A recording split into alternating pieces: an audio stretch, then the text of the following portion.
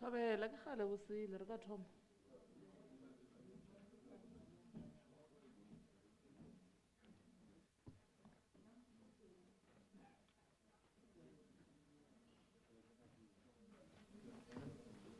Motho ona metsi a go sa gonela malaba ke tlile metsi. Ka malaba ke tlile metsi wa re fa metsi. Yeah.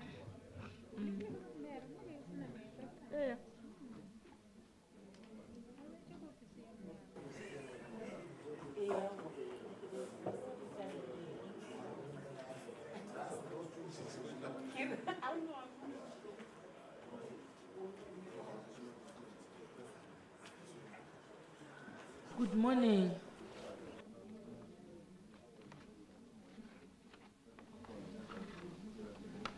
Erin ke loche ka montlo ke thome ka o locha my colleagues MPAC members ke loche our acting executive mayor Bon Tate Masoga, Councillor Calvin Masoga, ke loche di chairperson tse di ka bang di re joinne, all MMCs, ke loche our MM and his executives,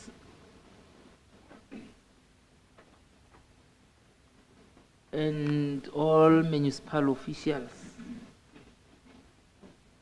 Ke loche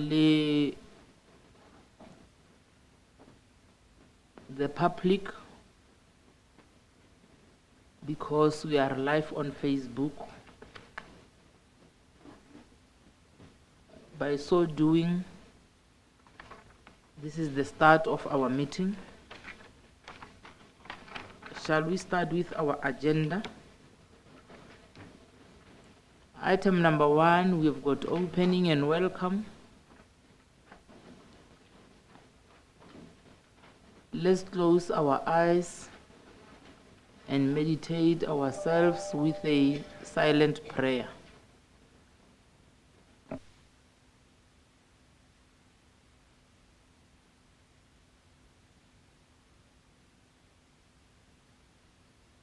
Amen. Let me welcome all of us. Let's feel free progress of it. With these ways, everybody is welcome. Item number 2, introductions and acknowledgement. I'm Councillor Mutata Maputi Elizabeth, the chairperson of MPAC CDM.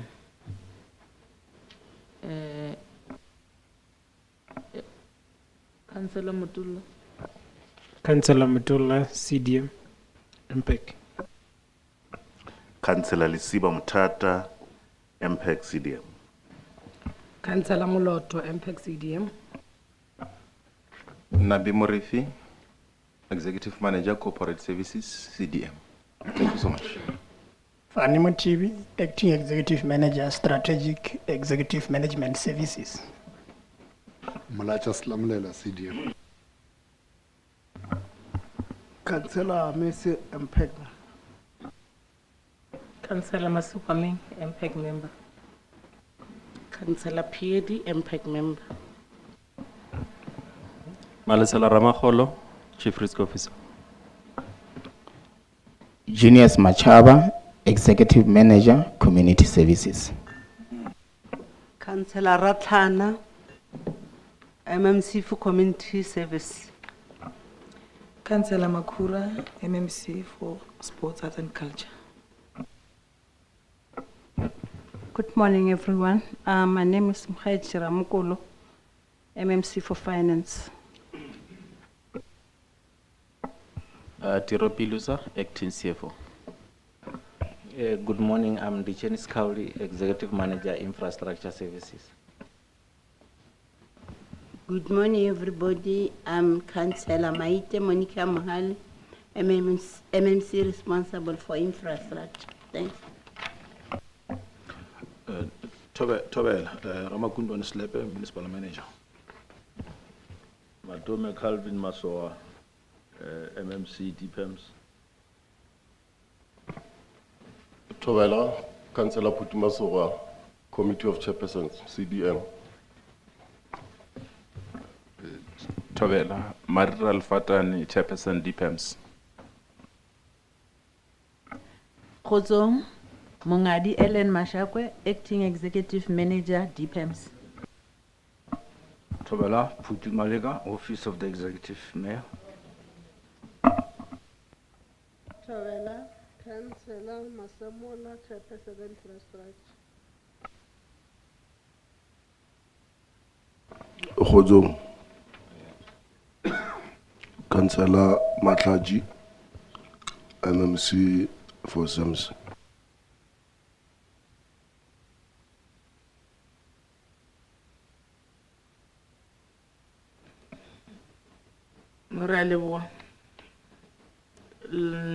Acknowledgements, I would like to acknowledge your presence all. Thank you very much. Item number 3, apologies. In front of me, I've got an apology of our Executive Mayor, Mayor Mamidupi Tefo, is outside the province. The next apology is for MMC Caroline Mamavolo, family commitments. I don't know if we have got another apology. Melina? Thank you, Chairperson, and good morning. We are having the following apologies.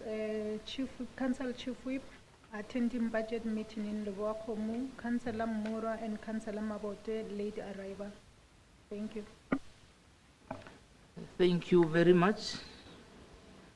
Let's go straight to item number 4, which is questions and responses. 4.1.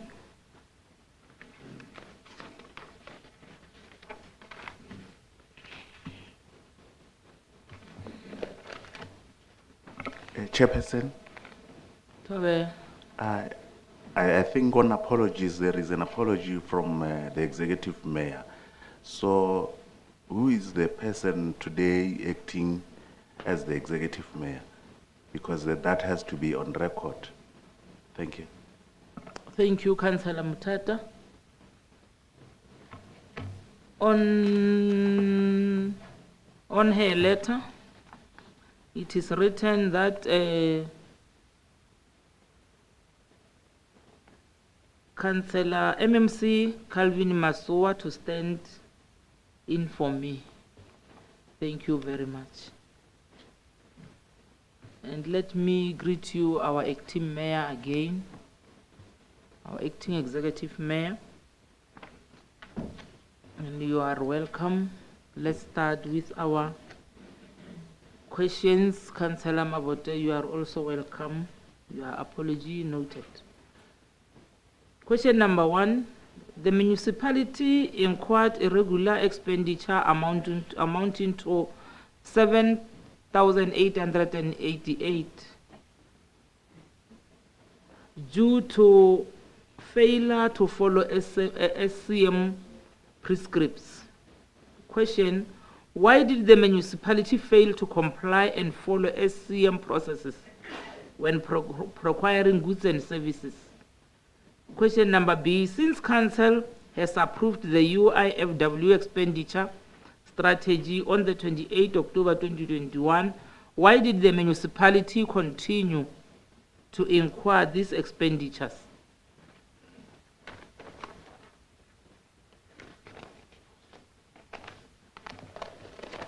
The following another question: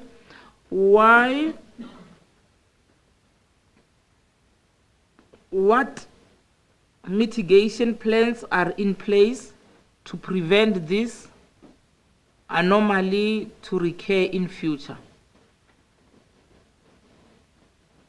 Acting EM. Thank you, Chairperson Matata, and greetings to members of the Municipal Public Accounts Committee, members of the Mayoral Committee as well, chairpersons of our portfolio committees, the municipal manager, and those that are aligned to him. Well, of course, it gives us a pleasure to come before you and give an account of that which has actually happened and respond to the questions as raised by your good self. Can I first correct the figures that which of course you have highlighted? You said 7,000 instead of 71,888 rand. That is the first thing which must be on record.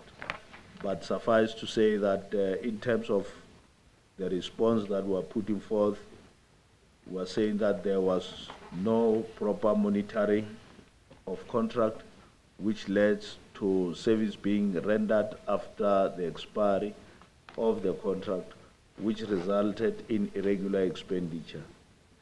The following further answers: these payments were made in July to August 2021, before the approval of the strategy to deal with this kind of an arrangement. Furthermore, we're saying that the contract management policy has since been developed and is currently being implemented, which will assist to eliminate the challenges relating to contract management. Thank you, Chairperson. Thank you, Executive Mayor. The follow-up question, Gwana Councillor Masuka Meng, Councillor Mutata. Thank you very much, Chairperson, and greetings to all, and also protocol observed. Your answer on A, you say there was no proper monitoring of the contract. So who is responsible for the proper monitoring? And was there any consequence management to that effect?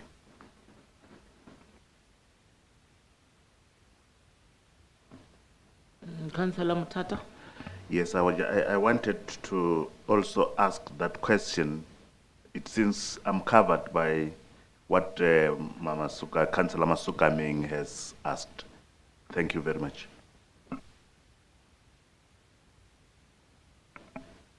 EM. Thank you very much, Chairperson. And the question as raised by colleagues on the issues as raised, we are saying that in relation to the response to this, fleet management is the one that was responsible, and as such, necessary measures were taken to ensure that this matter does not occur again. Thank you.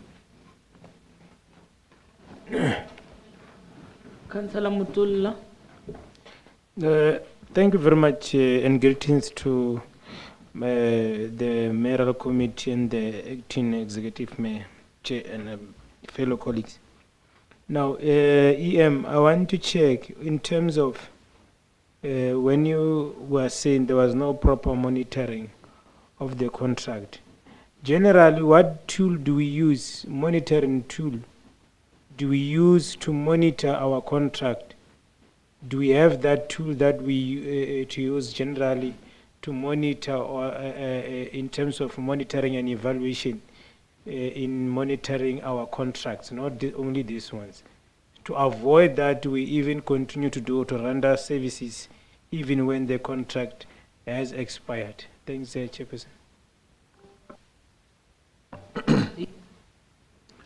We are saying that for now we have developed a contract management policy which is currently being implemented to ensure that from time to time we are able to monitor the starting of the contract and the ending of the contract and the activities that relate to each and every contract that we have as an institution.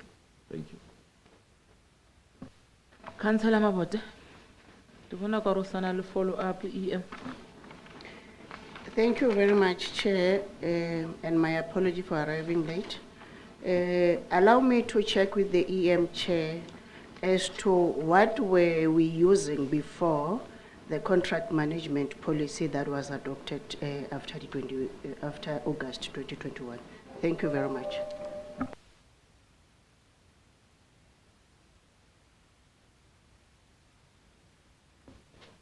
We did not have really a structured arrangement which allowed us to ensure that contracts from time to time are actually monitored, and hence the policy, after realizing all these challenges, we ended up coming up with a policy that will ensure that we are able to remain on course throughout.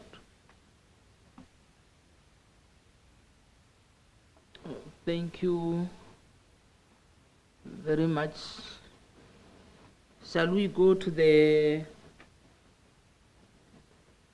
next question? Councillor Piedi.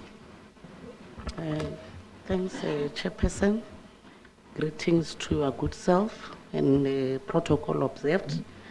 Mine is on fruitless and wasteful expenditure, which is question 2. The municipality incurred fruitless and wasteful expenditure amounting to 700,552 rand on 2020-2021 financial year. During the audit processes, an additional 709,756 rand was reported due to payments for goods and services not delivered.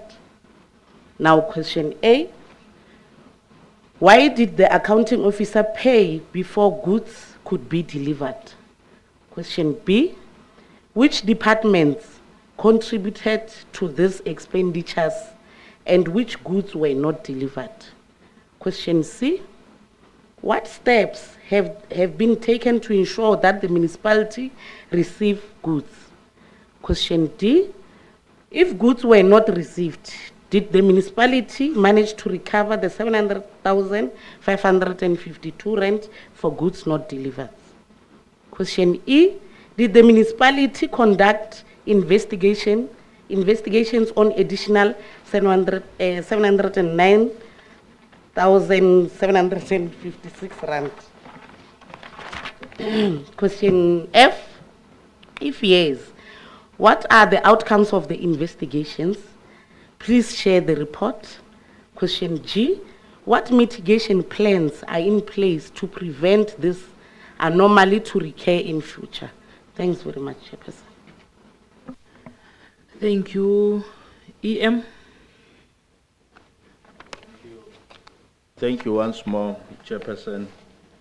The money was paid to the contractor as a deposit for the delivery of goods, both of delivery of both furniture and backup generator, which was a condition by the supplier.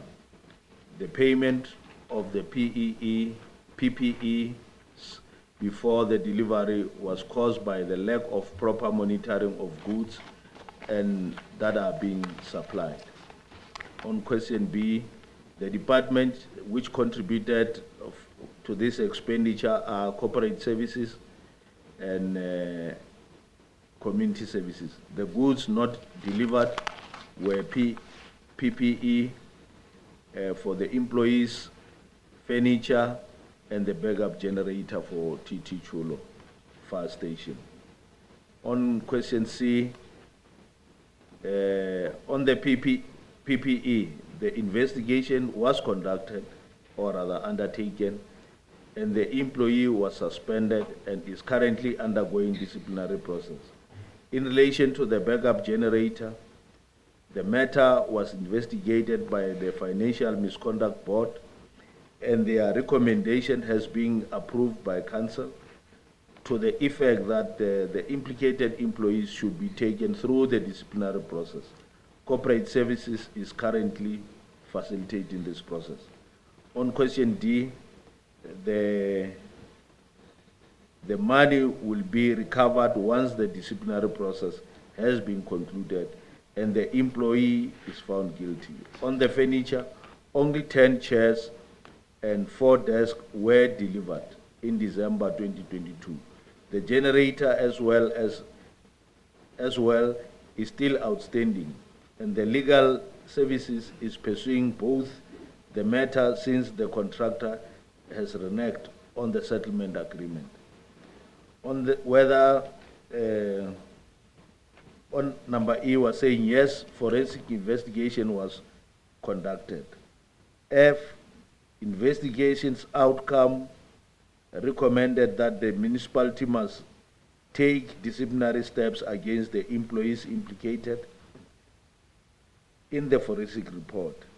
The report is currently part of the evidence that is used in the disciplinary process of the implicated employees, and as such, it remains sensitive. Hence, it is proposed that the report be shared in a closed session with MPAC meeting by the accounting officer. You'll notice that normally when we are running investigations, we always say certain things might jeopardize the processes, you know. So hence we are as well recommending this way. On number G, contract management policy, which was approved by Council in January 2023, will go a long way in guiding employees to handle contract management issues with better care and understanding. Secondly, consequence management policy approved by Council in the same period serves as a deterrent to both contractors and employees for doing things wrongly during the implementation of projects. I thank you, Chairperson. Thank you, EM. Any follow-up? Councillor Mutata, Councillor Piedi, Councillor Mabote, Councillor Mutul. All right, thank you very much, Chairperson, and greetings to the acting executive mayor, MMCs, and chairpersons of portfolios. The answer on number A, if you check it, you are saying the money was paid to a contractor as a deposit for the delivery of both the furniture and the backup generator. Maybe if we can go to the dictionary and seek for the definition of what the deposit is.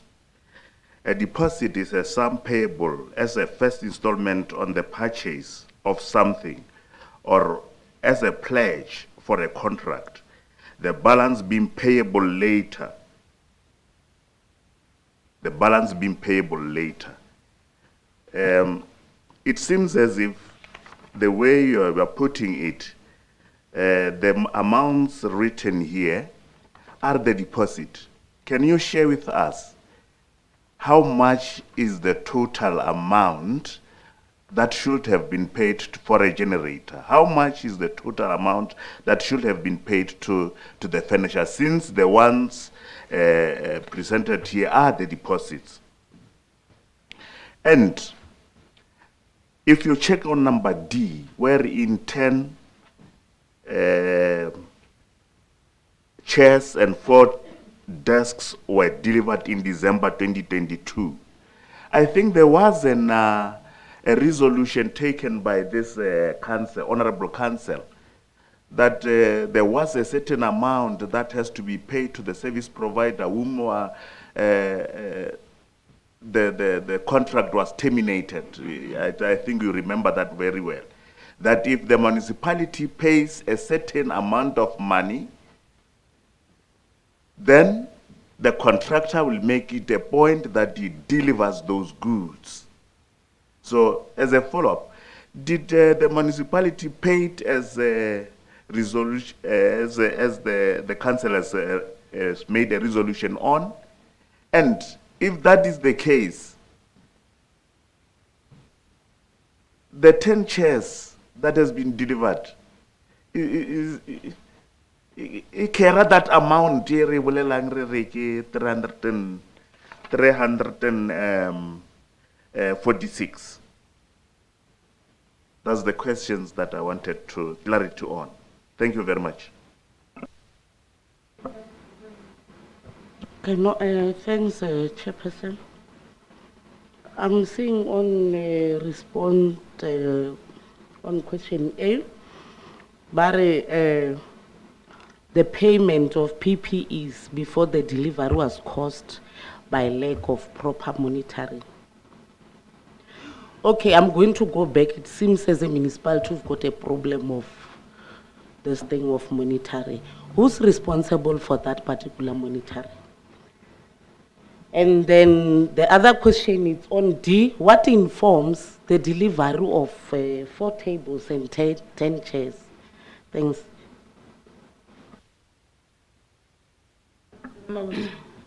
Thank you very much, Chair. My follow-up question on A, on deposit for that matter. I want to check with the EM if we have a clause in SCM, where we must pay deposit before the delivery. And then on D, I want the EM to confirm if the contractor was supposed to deliver only 10 chairs and 4 desks beside the generator. Thank you very much. Councillor Mutul. Agisele Mutu agir. Councillor Mutul. No, thanks, Chairperson. I'm on the payment of PPEs before delivery. Was caused by lack of monitoring of goods that are being supplied. Now, I want to check that if maybe they can just translate this sentence so that I understand that they are saying the delivery was supposed to be delivered of PPEs, then they make a payment, or what are they saying? That the payment was not supposed to be made before the delivery. Can I just try to get as to what are you trying to say on the sentence? Thanks. Is regarded as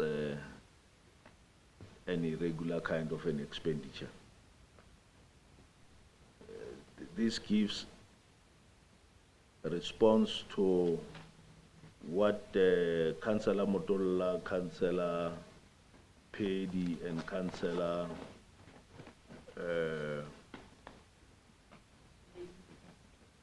Mawode has said. That is why we were saying that there was, I wouldn't say it's an oversight, but something erroneous definitely happened with this type of arrangement. We are not expected to pay for services likewise. We have to get payment and delivery, and once we have the delivery note, is then that effective payment can definitely be dealt with in a way. As to who is responsible for the payment thereof, operation manager, HR, was the one who was responsible for this kind of an arrangement.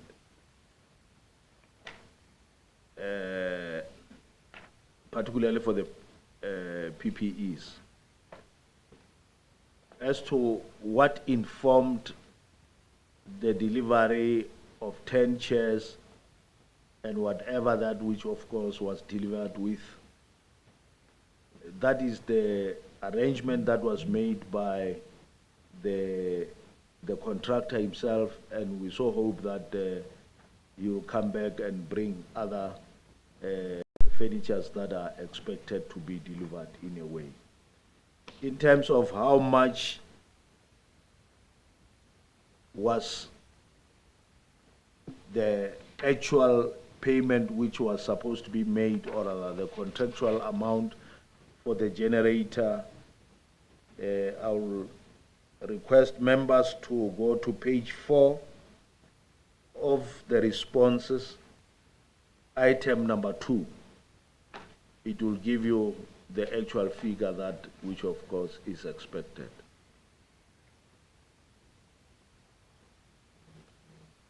And I take it that I've responded to all the questions. Thank you. Follow up. Councillor Mutulla, Councillor Mutata. Now, EM, now let's go to A. That we all agree now that it can be a lack of proper monitoring, because if we proceed with C, there are investigation there, which means it's a misconduct, because a person has done a misconduct, financial misconduct. So let's not say it was a lack of proper monitoring. Someone trusted someone. Because if really, according, we know very well that the law says that we make a payment once the delivery arrives and the person breached that thing.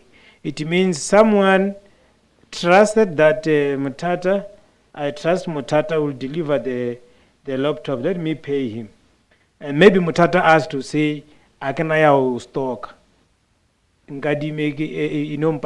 Stock. So it's a serious misconduct. Therefore, then now we'll then have to go to C now of the investigation of the person. I think I don't know where is this person, whether he's still with the municipality, but maybe you still have to clarify as to how far are you with the disciplinary processes of this person who have done a financial misconduct that is picked by the AG. We cannot take it lightly to say it's a lack of proper monitoring and everything.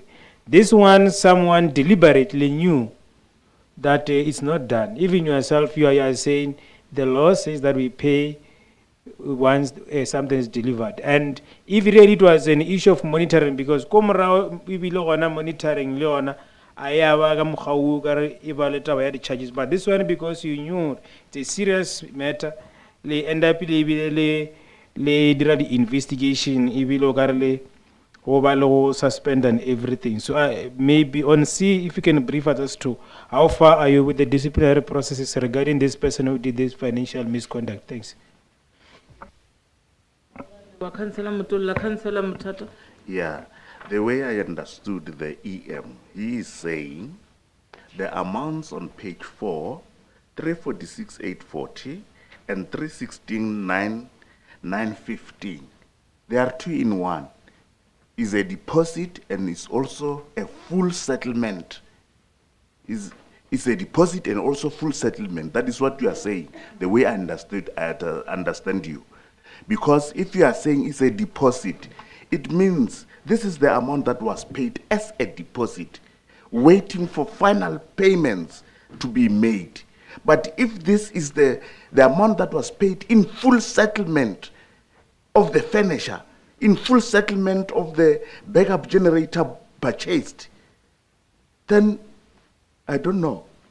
But if you are saying it's 2 in 1, then I don't know. But if you are saying it's a deposit, then there must be a figure bigger than this one. That will be the full settlement, to say, in actual sense, the furniture 500,000. There was a deposit of 300,000. Then thereafter, we should in full settlement. On those lines. On number F, you are saying The report will be shared in a closed session with MPAC meeting sometimes. But we making this request. This is just the request to say, let this report be presented before MPAC, before the finalization of the oversight report, because the MPAC has to finalize the oversight report. So let it be more MPAC is like Chairperson. Ora leboa ene yela ya lena le councillor Maboto emisitse. Okay. Councillor PhD yela ya lena ya ke nyaka ba e demola le yona ya gore na ke eng se se refilling taba ya 4 chairs and tables and chairs. Se asele le touch gore na me di wele. Councillor Maboto. Thank you, Chair. In addition to that one, Councillor PhD, what informed the 4 and the 10, ke kgopela hore ba re explain what is outstanding, because when he responded, he said there are outstanding furniture that must be delivered. And then on A, Chair, when the EM responded, he said it was an oversight to pay deposit. So I wanted to check with EM if he can agree with us as MPAC that we need a refresher course go finance department so that they can learn how to implement the Supply Management Act. And then one other thing I want to check with EM is that what was so exceptional about this supplier who gave us a condition to pay deposit before delivery? Thank you very much. Executive Mayor. On the last question, I think that will be well outlined as we run with the disciplinary cases. These are some of the answers and response that we may as well get when we deal with the disciplinary matter, as highlighted that we are running the disciplinary process. Well, of course, I agree with you, Councillor Mabote, that maybe there's a need for us to take employees through to ensure that from time to time they don't utilize their own minds, but rather stick to various policies that are in existence in ensuring that they do their work with diligence. As to what would be the remaining goods that are supposed to be delivered, we have got, we still have chairs, we still have tables for the theater, we still have the screens, we have the boardroom table and its chairs as well, reception desk and the cabinets, file lockers, launch coaches, pool table, beds for those that will be staying there. You'll remember that in some instances, these people who are working at fire stations, they are expected to operate 24 hours. There is still a gym equipment for them to be in good shape throughout. There's still a stove and a fridge. These are some of the things that are still outstanding. In terms of how far are we with the process of disciplinary hearing, the process has actually started. It is council will be updated from time to time, including MPAC, in terms of the latest development as they arise. Well, I agree with Councillor Mutola that this is a serious kind of misconduct, which of course Council saw it fit for them to make thorough investigations over the matter and further pursue the issue of disciplinary hearing based on the fact that we regard this as a very serious case of misconduct. Thank you very much. Councillor Pete. No, Chairperson. Chairperson, I think my question was not responded to. It is mentioned here that in December we received 4 tables and 10 chairs. Now my question was, what informs that? Mukono udoro kwa borile are re ke ba fedi tafula tše 4 ledi. What informs that? Thanks. Councillor Mutata Letatsene, what informs that mohlomong ke tlharolle ka gore e tlagantšhiše? Okay, Councillor Mutata. I could say, Warna, the EM will not a question I got deliberately or what. Ki butše botšišo. Ki butše botšišo. Ke re dilo tše ba re ke deposit. Tšhelete e le mo ba re ke deposit. Ke re jwale the total amount e le gore go swantse re patele ke bokae ge e le gore ke deposit. A ke re le gore ka selo wa botša gore the purchase price is this one. Deposit is this one. Pay this and your settlement amount is this one. Let's say Dochana EM. Deposit, is it deposit or full settlement, this one? I could say, deposit, but deposit, you are saying it's a deposit, Marori. The total amount that has to be paid on furniture is this one that is on page 4. Ngele clarify it.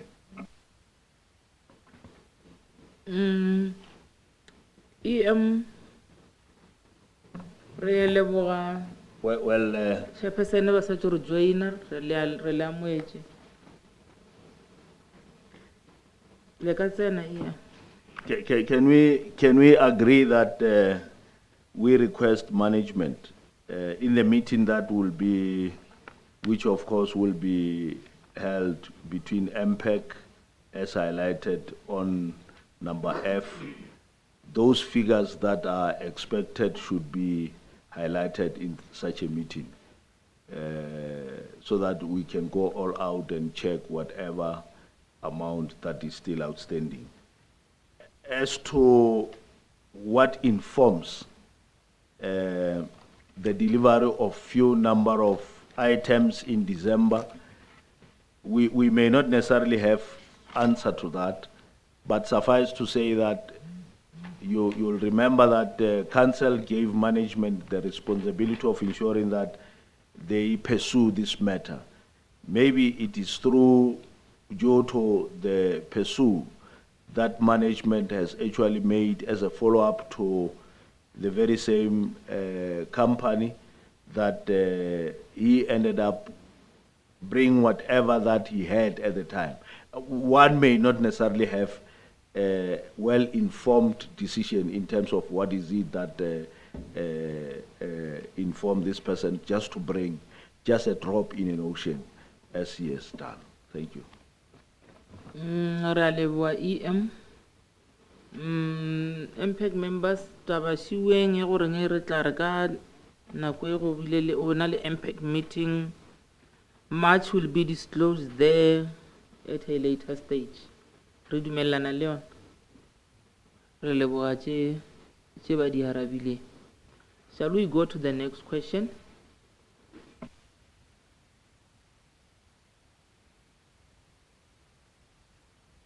Councillor Mutata Lesiba. Question 3, material impairments, that's trade debtors.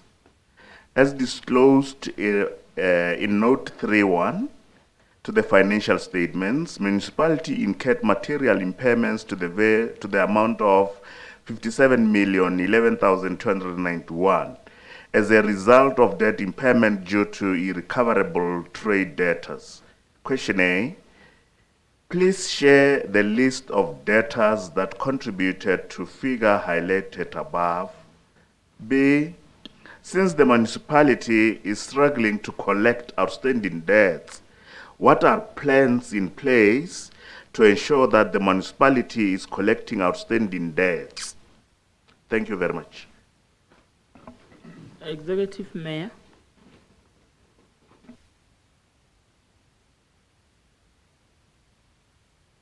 you once more, Chairperson. The provision for impairment is calculated per category of debtors and not per individual accounts. The following diagram shows how we are actually dealing with this matter.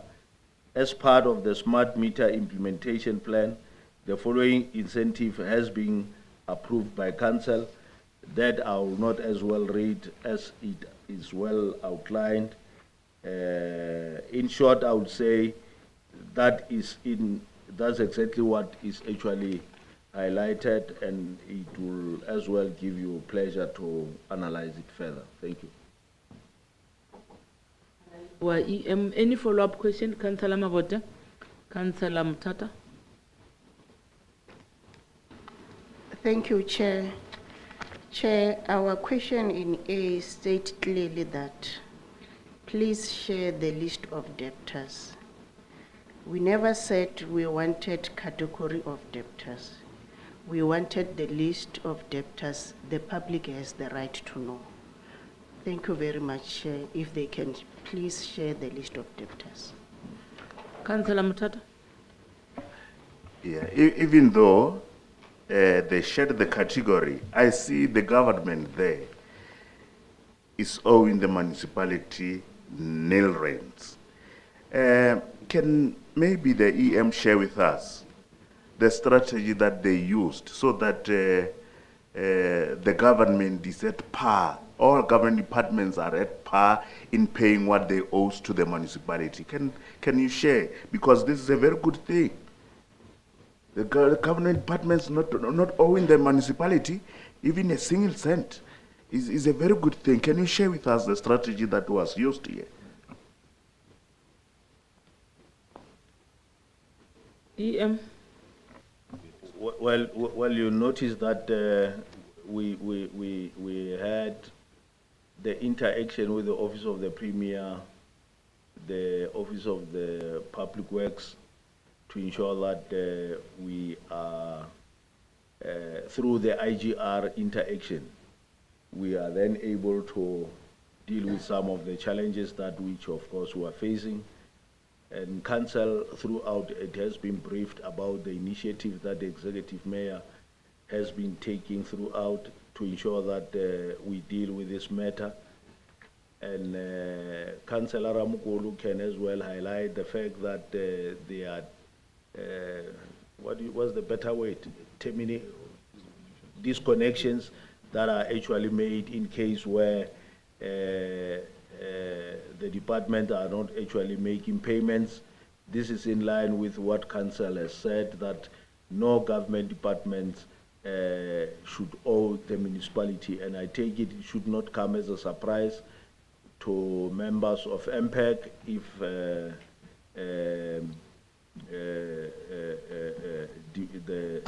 government departments are not actually owing the municipality.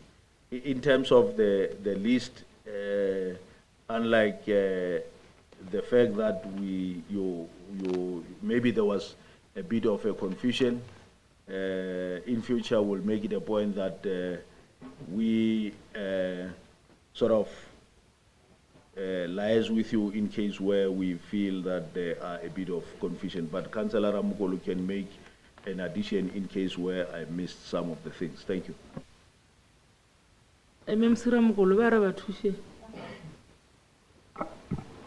Thank you very much, Chairperson. Greetings to you, greetings to members of MPAC, and greetings to the Acting Executive Mayor and the MM and also other directors. On the issue impairment, let me add on what the Acting EM has said. On issue of our government, why is it a nil? When we do impairment, we are not including government. That's why the columns there are nil, balance, because we are not impairing, doing impairment on a government's account. Thank you very much. Yes. I knew we were going to get you. Councillor Motola, I knew Councillor it. Mabote, Councillor Masukame will be the last. No, you know, this one of EM was done with us, and then he deliberately gave the MMC who is throwing me under the bus. Now let's now go back here. MMC Finance, tell us simply, is the government CFO maybe come in and assist? Is the government institutions, do we have government institutions who still have an outstanding account with our institutions? A simple one like that. Kinana ronge le tla di nota EM stela le sa nota MMC le tele mothusi. Councillor Mabote, Councillor Masukame. Thank you very much. For sure, EM White all or Nafela in MMC.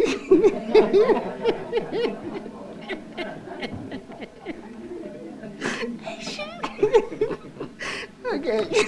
Check. In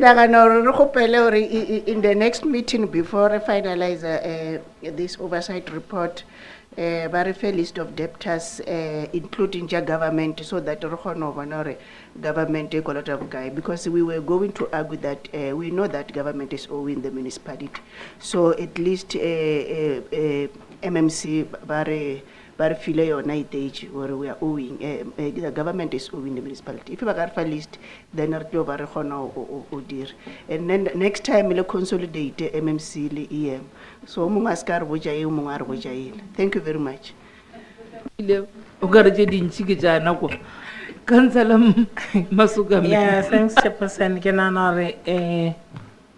The latter speaker, Councillor Mabote, covered it because Lama Tomere level MMC Ramukulu or which I need because very ye or nas in need. So real level MMC Ramukulu Lenor which I need usual. And then Hopela or Lenor tell Ali report here Hopela. Or record na government recall tabo kai ka or reats war ba recolota ka mitchinur klubar usere le MM Realewa we take a mot EM Muna usana lesiso. No, there is nothing really. The fact of the matter is that we can close it on the notion that MM will provide all the necessary additional information that is required. Thank you. Thank you very much. Chair. Oh, Councillor Mutula. Yes, I was saying maybe we should agree with the colleagues that it should be top 10, not so that we can command you that if we say not, if you can say top 10 government who are authorized top 10 businesses, so that if we are going to see them, and then we can instruct the MMC to go and disconnect those businesses and government institutions. So if you provide, at least provide top 10 so that we start with them and disconnect them. Thanks. Ralewa, Councillor Murwa, you are also welcome. MPAC member, your apology long noted. And the next question belongs to Councillor Mabote.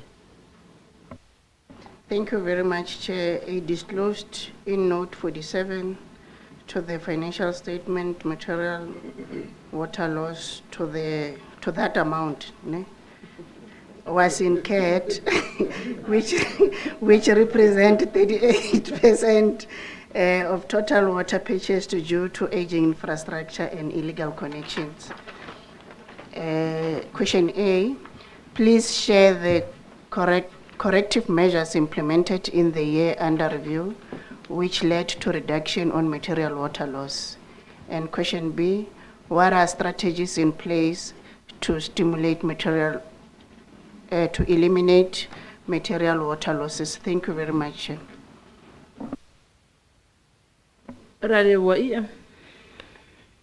The answers to these Chairperson, is that the reduction of water losses were due to the fact that Lepelle Northern Water for the year under review experienced too many breakdowns due to old spec-on pipeline, and as such, more water supply was directed to the township to avoid sewer challenges and loss of water to rural areas.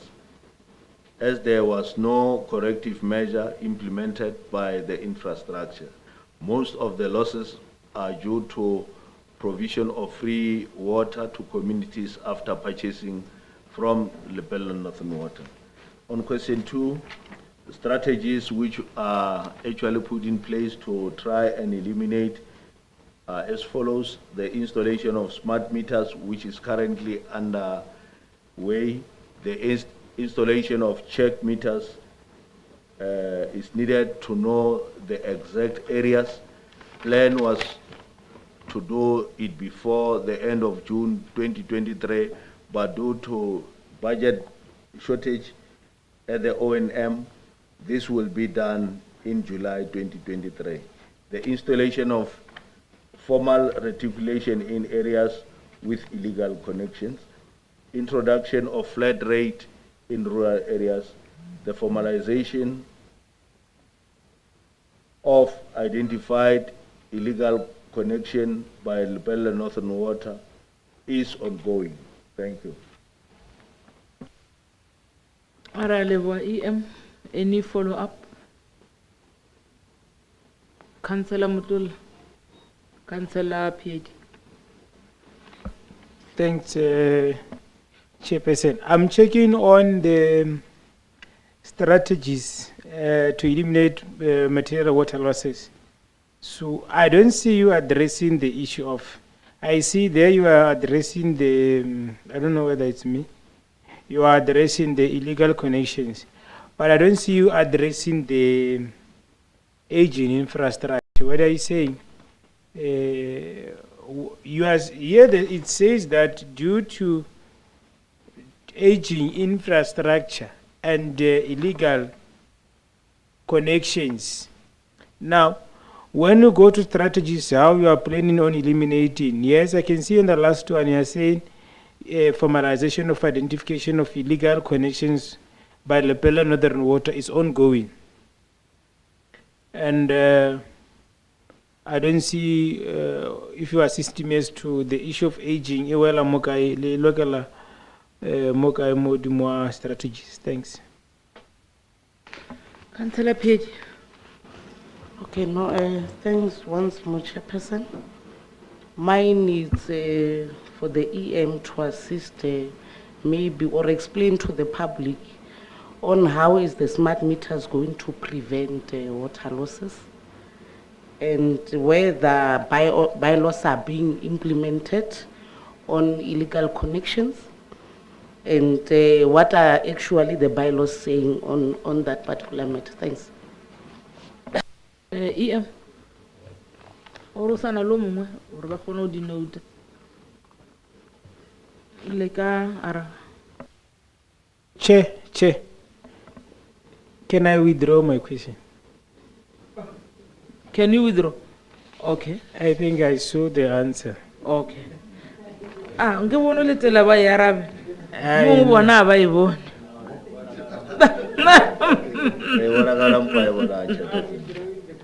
Okay. Well, but for the interest of the public, I think the installation of check meters will definitely serve as a mechanism to see as to whether we're doing well in relation to the flow of water, and it will as well give us an information as to whether we are doing well in avoiding the issue of loss of water. The installation of smart meters, definitely it will assist as part and parcel of the strategy, because as we install smart meters, we as well deal with illegal connections that are there in our own communities. Remember that this water loss takes water that comes as, water that comes as a result of illegal connection as a water loss. And therefore, as we deal with this very same, we are as well trying our best to reduce the issue of challenges that we're having with water. Whether the bylaws we have, yes, we have the bylaws on the illegal connection, but if you check very well, because of the fact that we have not actually implemented the payment of services in a full scale, we find it difficult to implement the bylaws, more so that otherwise the whole of Capricorn District Municipality will find itself in a situation where we are having difficulty. But suffice to say that once we have installed the smart meters, we'll then be able to deal with the implementation of the bylaws in a very full scale, because we'll have a proper control of how water is actually being circulated, and it will as well be monitored, and bylaws will definitely find its way towards its own implementation. Councillor Mabot. Thank you very much, Chair. Let me check on the strategy ya go patela flat rate in the rural areas. If we already consulted the communities go to rural area, or are we still going to consult them? And if we indeed consulted, do we have a buy-in? Thank you very much. Councillor Piedi. Chairperson. I get to work about acting EM. We made these smart meters for this municipality to implement bylaws. Now, can you understand, is there no proper monitoring in our municipality with regard to checking the legal connections and other things? I think we have bylaws in places, and they are doing the operation and maintenance in our local municipalities. What is really actually going on? The smart meters. So I want clarity with regard to that. I can sure about Yeah, where there are illegal connections, we disconnect, and that is the process. Whether the issue of the flat rate is under implementation, is not as yet implementation, is part and parcel of the proposal that has been put forth with a view to go to the consultation that will be going with the IDP, as we'll be starting with the process of IDP. Thank you very much. And councillors as well will be consulted on this very same matter. I think it's tomorrow. Yeah. Thank you. Le right, MPAC. Neriki no wincha orengi the amount of water losses is too much. These millions are too much. 35 million. Please, let's pull up our socks like EMO won't. Okay, masokis level.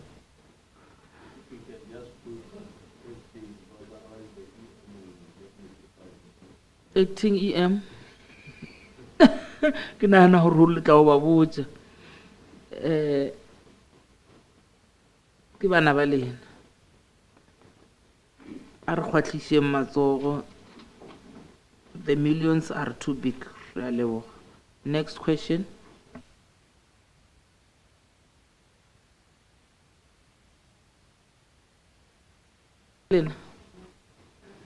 Councillor Murwa. Thanks, Chairperson. I'm Councillor Masugwaming on Okay, Question 5. Oh. question Oh, 4. Murwane. Okay, okay. Are we not on 5? Question 5, Councillor Murwa. Thank you, Councillor Maskame. Yeah, thank you, Chairperson, and greetings to yourself and the Executive Mayor and the Municipal Manager and his team and MPAC colleagues. Question 5 says that creditors' payment period. The municipality failed to pay creditors within 30 days as per section 99(2)(b) of MA number 56 of 2003. What steps have been taken to ensure that creditors are paid on time? Thank you.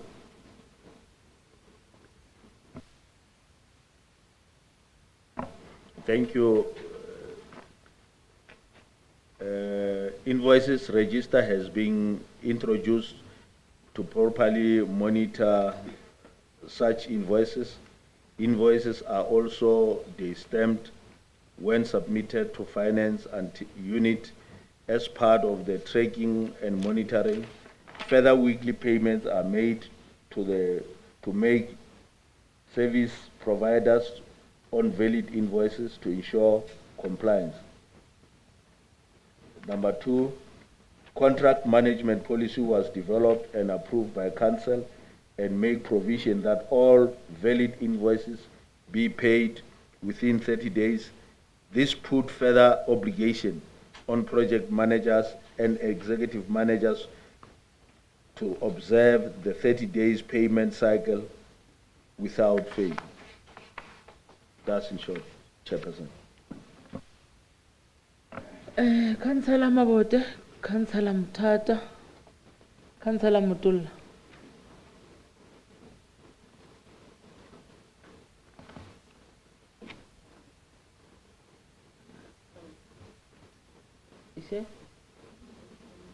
Councillor Maskome, noted. Thank you very much, Chair. The EM saying in his answer that invoices register have been introduced to properly monitor invoice. Can I check with, can you allow me to check with the EMORE by introduced the name and then Logona, what were they using before by introduce invoice register? And then one other thing, they are saying contract management policy was developed and approved by Council and make provision that a valid invoice be paid within 30 days. But there was no need, contract management policy, because it's clear on MFMA that we should pay in 30 days. So issue our contract management was developed in January. I relevant to this question because we had a legislation guide or Thank you very much. That order, Councillor Mutata. Thank you very much, Chairperson. Financial year ended the 30th of June 2021. This municipality took 172 days to pay creditors. The financial year ended the 30th of June 2022. Instead of decreasing,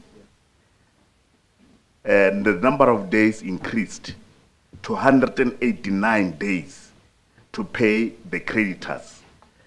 I'm very happy to see this clause in your answer number 2. If you check sentence number 2 where you're saying, the invoices are also date stamped when submitted to finance unit as part of tracking and monitoring. As tracking and monitoring. So it seems as if there is a problem somewhere. There is a problem somewhere, especially regarding these invoices. Have you ever noticed this? Or mtlomong go na le mo e le gore go di invoice di blocker ona na?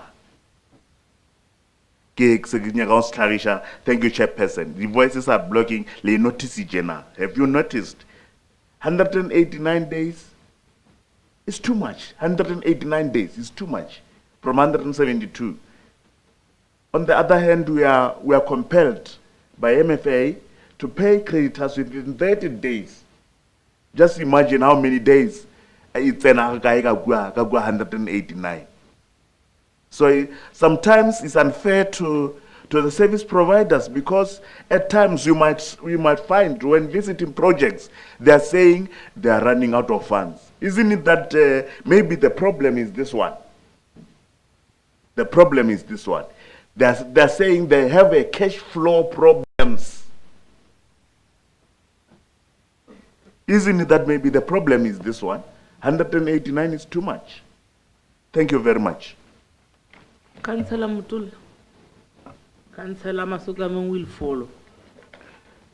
No, thanks, Chair. Mine, I wanted to check as to what is the cause of this delay that it becomes more than 30 days. Is it because maybe the invoices comes to your office and then they are not correct, you have to return them back, or it is because we are understaffed? Maybe the invoice must move from this office to another office for verification and so on and stuff like that. So what is the cause that it is even going to 189 days for an invoice to be paid? Or, yeah, those two things. Are we understaffed to verify the invoice to make sure that we don't do a mistake when we pay? Or maybe the invoice that comes to our offices are incorrect and then you send them back and so on and so forth. Can we be assisted, please? Thanks. Acting EM. Thank you. Thank you, Chairperson. So, Councillor Masukame, ba tla mpetha ho feta EM. Councillor Masukame, e tla nka pudiso e nngwe ba kgona ho dia Chairperson, ke nagana hore my colleagues ba shitse ba nkabarile, but ne ke nyaka ho tseba hore na ga botse message o ba o shumishang ke message o fio ba beng ba o shumisha o bileng o ba leadela to an audit query. Acting EM ka re le re ke ska to ke sa phosha ke masheleng a mantši.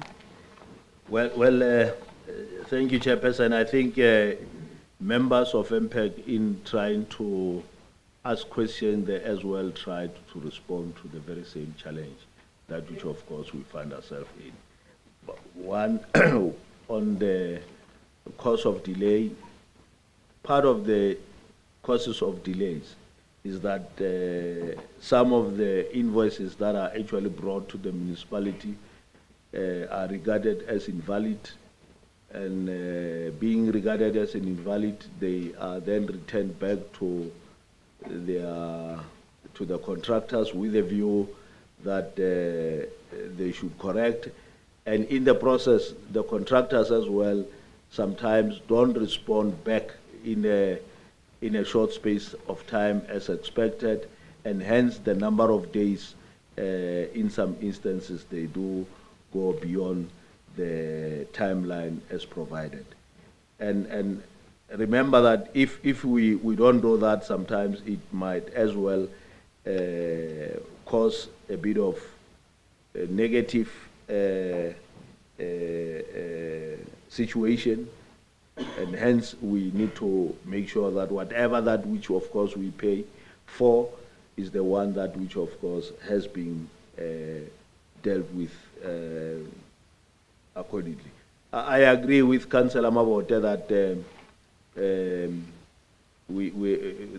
there is policy and the issue of legislation.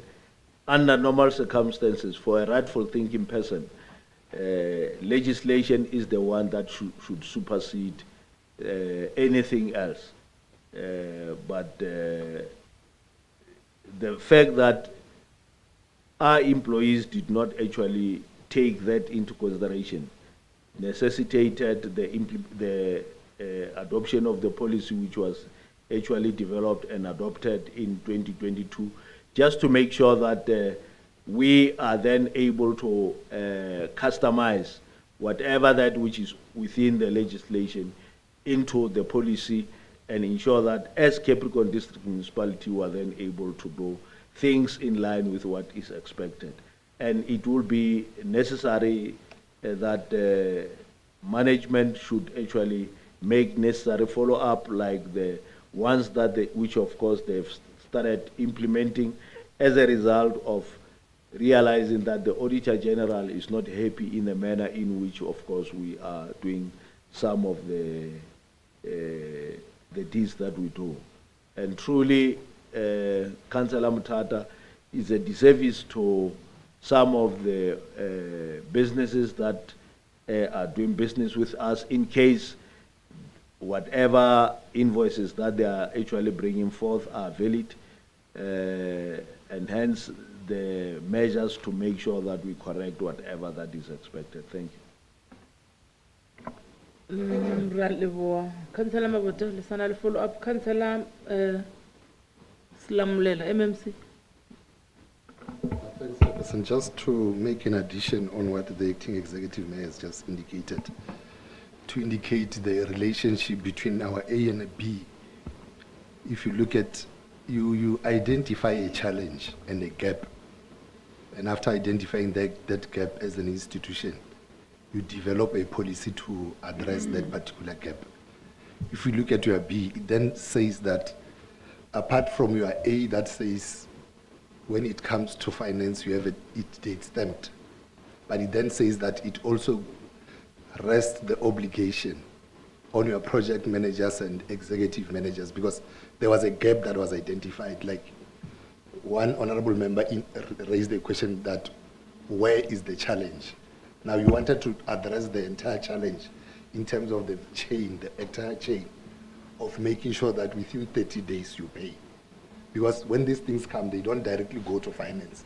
They start with the project managers and the executive managers of particular departments. That's why you then have your B being there, so that it talks to both. That's why when it moves from the user department, when it gets to finance, finance date stamp that particular invoice, so that it becomes very clear when did this invoice come to finance, so that if ever there's been a delay, it must be very clear where the delay has actually come from. Thanks very much. Chair. Councillor Mawat. Okay. EM Asia my question. Because they are saying they've introduced invoice register, while right now we thought as MPAC or invoice register eventually all along, what were they using before I introduced? And then one other thing, because I think when the MFMA say 30 days, it gives them time to correct or amend the invoices before 30 days. So I wanted to check with them if they're aware that if the contractor can put interest for not paying in 30 days, are we going to incur irregular expenditure now? Thank you very much. Thank you, Chairperson. I think the fact that we may incur irregular expenditure is correct. We may as well incur irregular expenditure if ever they are charging us interest. But the fact that we're not being charged interest might be as a result of the fact that some of these businessmen who are not paid within the timeline as provided, they are the ones responsible in the sense that they are not actually correcting their matters within the specified time as corrected. We may as well say, yes, I may agree with you that within these 30 days, corrections may need to be made in one or the other. But if an individual contractor did not actually respond accordingly by ensuring that he or she correctly deal with the challenges that are there on their invoices. The ball might slightly be out of our court as an institution, but refer back to the individual contractor concerned. And hence, we are then saying we need to take into consideration the facts that has been alluded to. On the issue of policy, well, of course, earlier on in responding, I made it very clear that where we have legislation, I actually brought the issue of legislation vis-a-vis the policy itself of the institution, that the legislation supersede the policy at a local level. And by so saying, I was actually saying to the member concerned that where there is legislation, we must be seen to be complying with the legislation. The issue of policy is just to ensure that we acclimatize or rather customize the piece of legislation into our own environment as an organization. And I take it that that is how we are expected to deal with the matter. And Councillor Mlaja Slamulela has as well brought in an element of the paper trail on how these invoices come into finance ultimately, you know, and that's exactly what it actually entails. Thank you. Councillor Mabote, Councillor Mutata, yeah. Thank you, Chair. Bagana Ofetula, EM. I'm saying on A, not on B. They are saying on their answer, invoice register has been introduced. And Rena as MPAC, we take it that all along they were using invoice register. So it seems as if they were not using invoice register. What were they using before the introduction of an invoice register, which led them to properly monitor invoices? If they can just answer that. Thank you very much. Chairperson, I said it loud and clear that the introduction of date stamping and register was actually introduced in December 2022. That was a new regime that realized that there is no proper mechanism that actually was in place to ensure that we are able to track down the invoices as they come, as and when they come. You know, there was absolutely nothing that was actually utilized to make sure, you know, they were just receiving and making necessary payment as and when they come. And hence the introduction of the register and the date stamp to make sure that we are able to check as to when the invoice arrived at the finance department and paper trail it up until such time that finally payment is made. Thank you. No, I think the last statements covered what I wanted to ask. Thank you very much. Where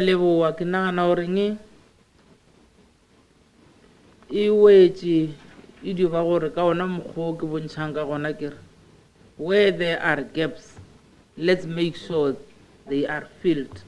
Let's make sure the very same department, the invoices, if follow up a dilo di on time before we can audit query. That's that. Ki kam khweleng ka gona ke re the purpose ke go re khona go emelela as CDM. Let's make sure we follow up. Next question. Next question, Councillor Masukame. Thanks, Chairperson. Question 6, use of consultants. The municipality continued to utilize consultant for unbundling of assets. And question A, what is the plan to reduce the use of consultants? And B, do we have a plan to transfer skills on areas where the municipality is using consultants? EM. Di feletša ke re councillor. Now the village. EM aba tenam.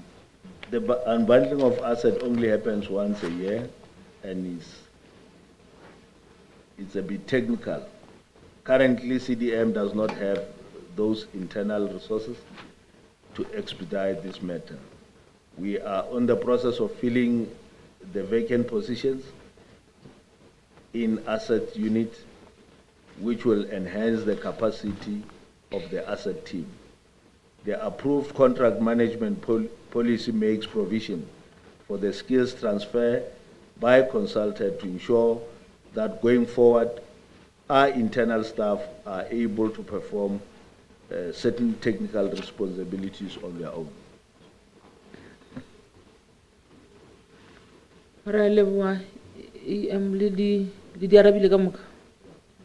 Any follow-up? Councillor Masugame. Chairperson, my follow-up question would be, how far is the process and which position are they looking for to be capacitated by this using of consultants? EM.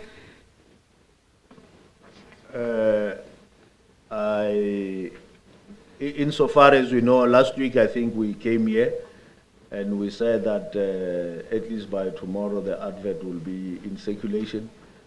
Definitely, we are still confirming that on the website of CDM tomorrow, there will be some positions that are there with a view to make sure that we deal with the situation as they unfold. Amongst the positions,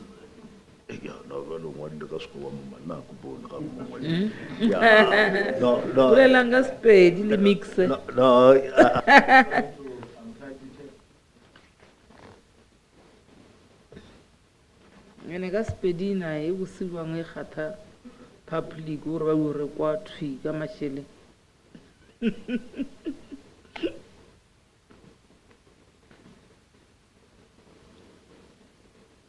Okay, question 6. Well, re ke ro ngwadile ka sko ngwadile ka mogolo doctor ngwalango ba o swana le rena ba ba le matsena we amongst the post councillor Masugame that will be on circulation senior accountant, assets and immovable clerks, that which of course will ensure that we are then able to respond to the challenges as highlighted on question 6. Thank you.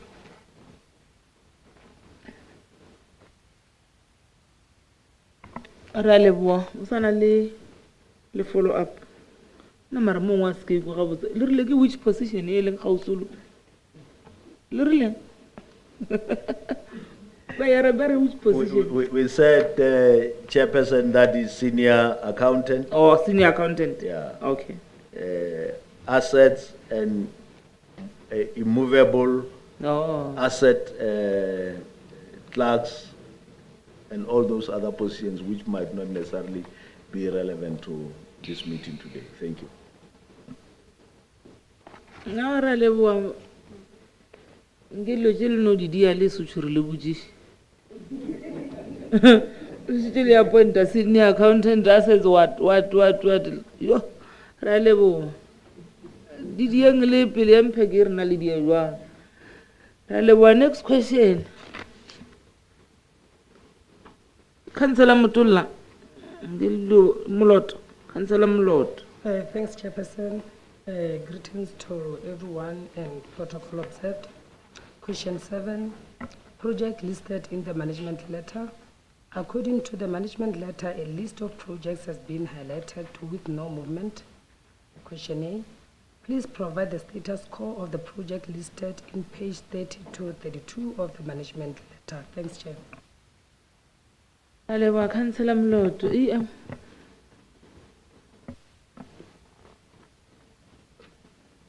Well, thank you, Chairperson. There is a list of projects that has been highlighted. Amongst others, this as well takes into consideration the amount of money involved. And finally, at the last column, that will be where you deal with the state as at now. In short, let me just stop you there without mentioning project one by one. They are attached. Yeah, they are attached. Councillor Mtata, Councillor Masukaming, follow up. Thank you very much, Chairperson. The last months of 2022, you were doing a very great job, wherein you were consulting ESCOM regularly, and we were getting reports in as far as how far the electrification of projects are concerned. Are you still consulting with ESCOM, especially to electrify our projects? And if you check the projects that are there in Molemole, most of them, transformers are stolen. What maybe do you think will be the intervention,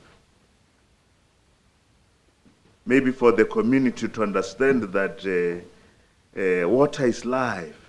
If stealing transformers, that will be able to give them water, it will be disadvantaged to on their side. What is it that you are doing to remedy that particular situation, especially in Molemole? Each and every problem, the projects are there, they are stolen transformers, they are stolen transformers. Thank you very much. Thanks, Chairperson. In addition to that, looking at this Nyakelani water scheme, the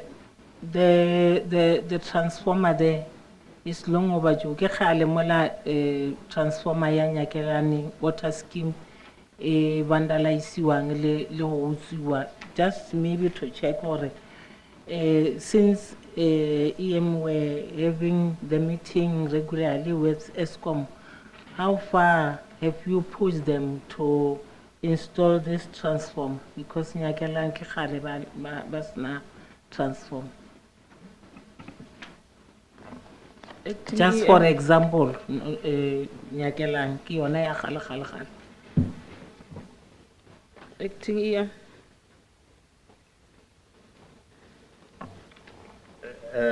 Thank you, Chairperson. In December, we wrote a letter to ESCOM as a follow-up to the regular meetings that we have with ESCOM to make sure that they deal with the challenges of this very same stealing of transformers. Amongst the things that which of course they said they are looking forward to in the next financial year is the installation of concrete transformers, concrete poles. Hey, yeah, a transformer is not concrete. It cannot be a transformer in any way because it doesn't connect electricity. The installation of concrete poles, which are have a potential to go a bit higher in terms of length, which means that the length of the transformers will be far much higher than as of now. In the last meeting of management in their strategic planning, they even looked into the possibility of solar panels, that which of course can be utilized as one of the mitigating factors. This does not necessarily deal with the issue of Nyagalang, but it will be actually looking into all the areas which, of course, are actually facing the same kind of challenge. That's in short.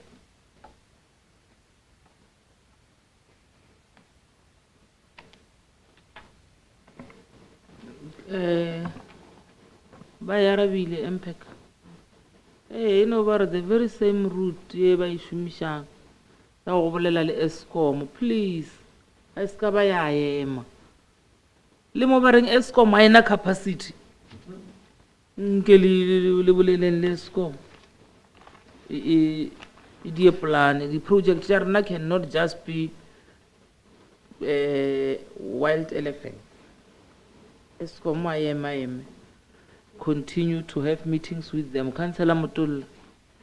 No, I wanted to check, Chair, that on the issue of solar, when you are saying during the strat plan, is it ESCOM that is saying that they are looking on the issue of trying to use solar, or if you clarify me there before I proceed? That is an internal arrangement. You'll notice that we have the responsibility. If you are listening to the state of the budget as presented by Minister POLOKWANE, he has actually put it upon all government departments, including municipalities, to make sure that they somehow look into the option of utilizing solar panels as a way of mitigating the challenge of energy problems that which, of course, we're finding ourselves in. And now that ESCOM, to a certain extent, has some difficulty in its transmission, we thought it would be necessary for us as well to start thinking differently out of the box and ensure that we bring this kind of discussion into our own four chores as well. Thank you. Oh, okay. Through you, Chair. Now, if you check the Villas Day is done, is completed, is finished, and then ESCOM is saying we don't have capacity. Now, what is the plan internal that we give those people what? Everything is done. The contractor applied for electricity in time. ESCOM responded clearly that we don't have capacity. Now, what is the plan internally that those people must get wood? Thanks.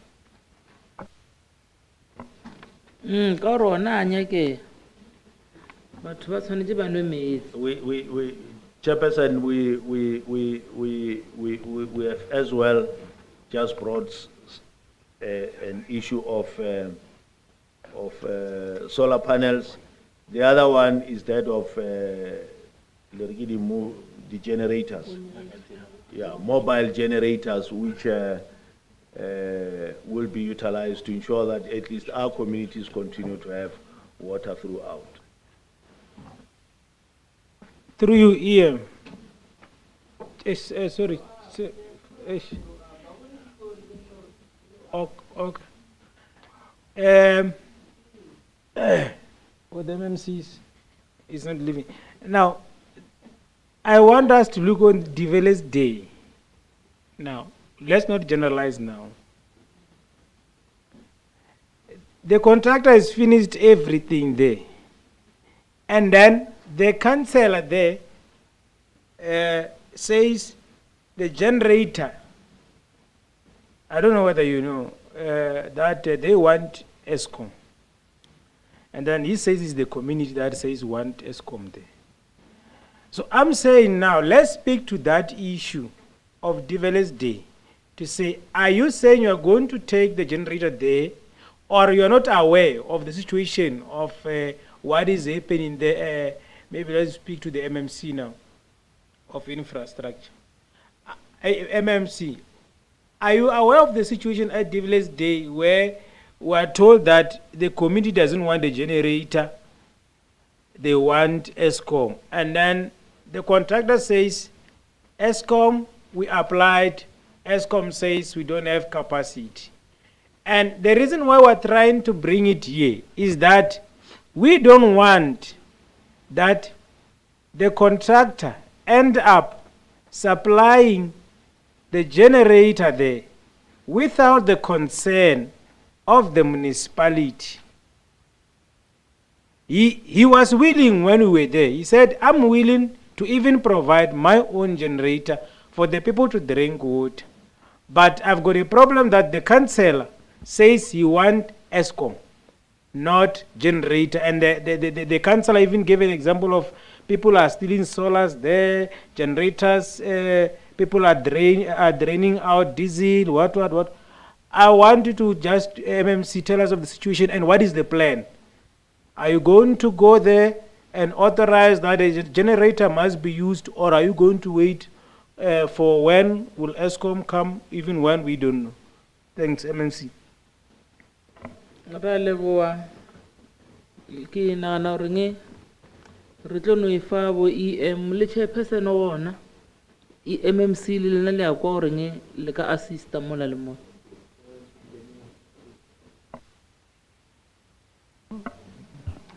Thanks very much, and good morning to our good selves, chairperson, our 18 EM, and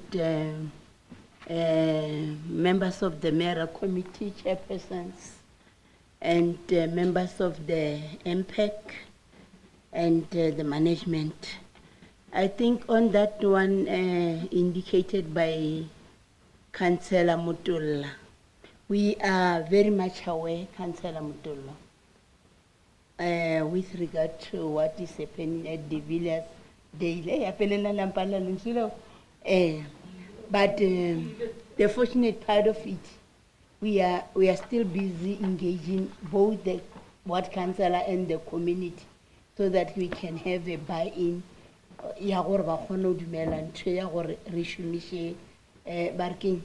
In the meantime, we can either generator or integrity. Metsaga serafi le batho ba ema ka taba ya barking ya ESCOM. I think it will take time, but we are getting there. Very soon, maybe it will be solved, even before ESCOM eka cheaper in. Follow up, Chair. Last one. Tobe. Now, MMC, what is happening there, it must not take time. And the reason why I'm saying it must not take time is because when we were there, the contractor said that if we don't pump water, tanka ela the rubber cherry binka mola di tlo dira what ya tla leak up. If we take time, it's metsi ka mogare and everything. So what we are trying to say, speed up the processes, convince the community, tell them ESCOM doesn't have capacity. You can see even Mahabani, they are just putting that guy under trap. There's nothing going to do with 12 months to fix the issue of ESCOM. It's just a trap. Now, there's no way ESCOM is going to assist the people of Devilas Day now. And we're going to have a problem that the infrastructure that is placed there by the contractor, the problem the contractor MMC. That's why we are saying the community must be engaged. Even Chima Baka or Retankera Ichimola Sakiri Metika Molaga, Kamukobar Talshirchenga. It will damage here inside and then Yatla leak about Yana Diram Merquaga. That's number one. Number two, on that project, MMC, it's a WISIG problem, a WISIG project, we understand. What we picked up when we were there is that before the project can be implemented, when you were doing your oversight and everything, the community has showed you the pipe and everything. What they told us there, maybe due to financial issues, we seek manage our pipe, but there is an area where they showed you if the mates like so you need also to go and explain to them, because contractor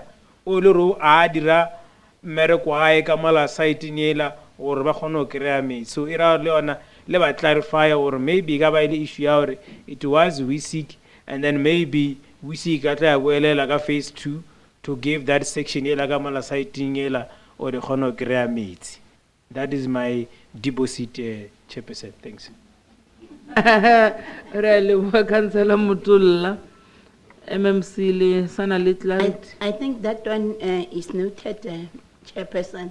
I think during the course of next week, we are going to have a meeting with that committee of Devil's Day. We will try to resolve all those issues.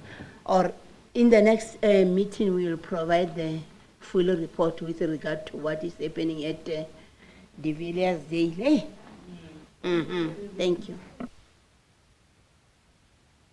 Lewa ka mujela ka speed.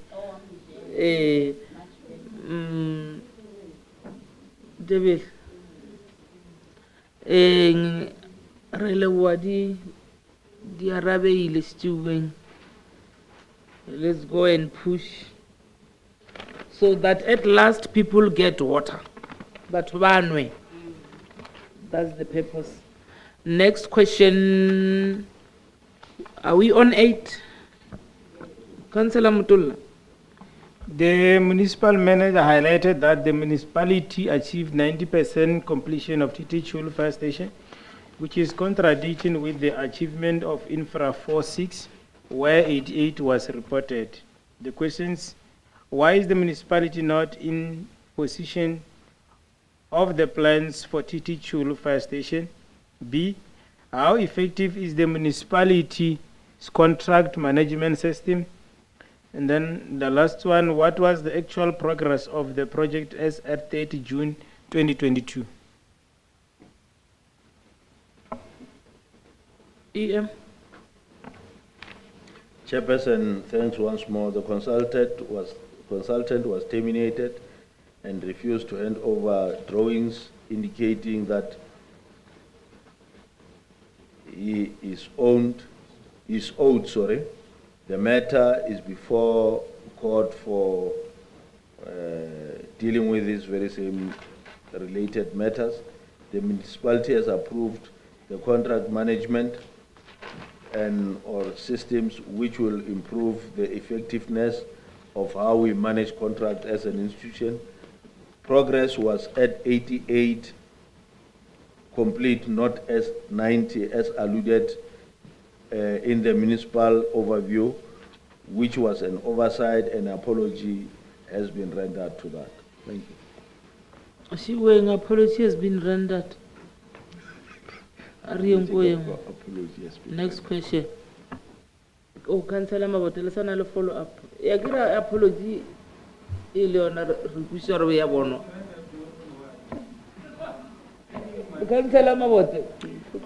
Thank you very much. I'm not going to entertain the apology. I'm going to check on one, if the EM can balance me.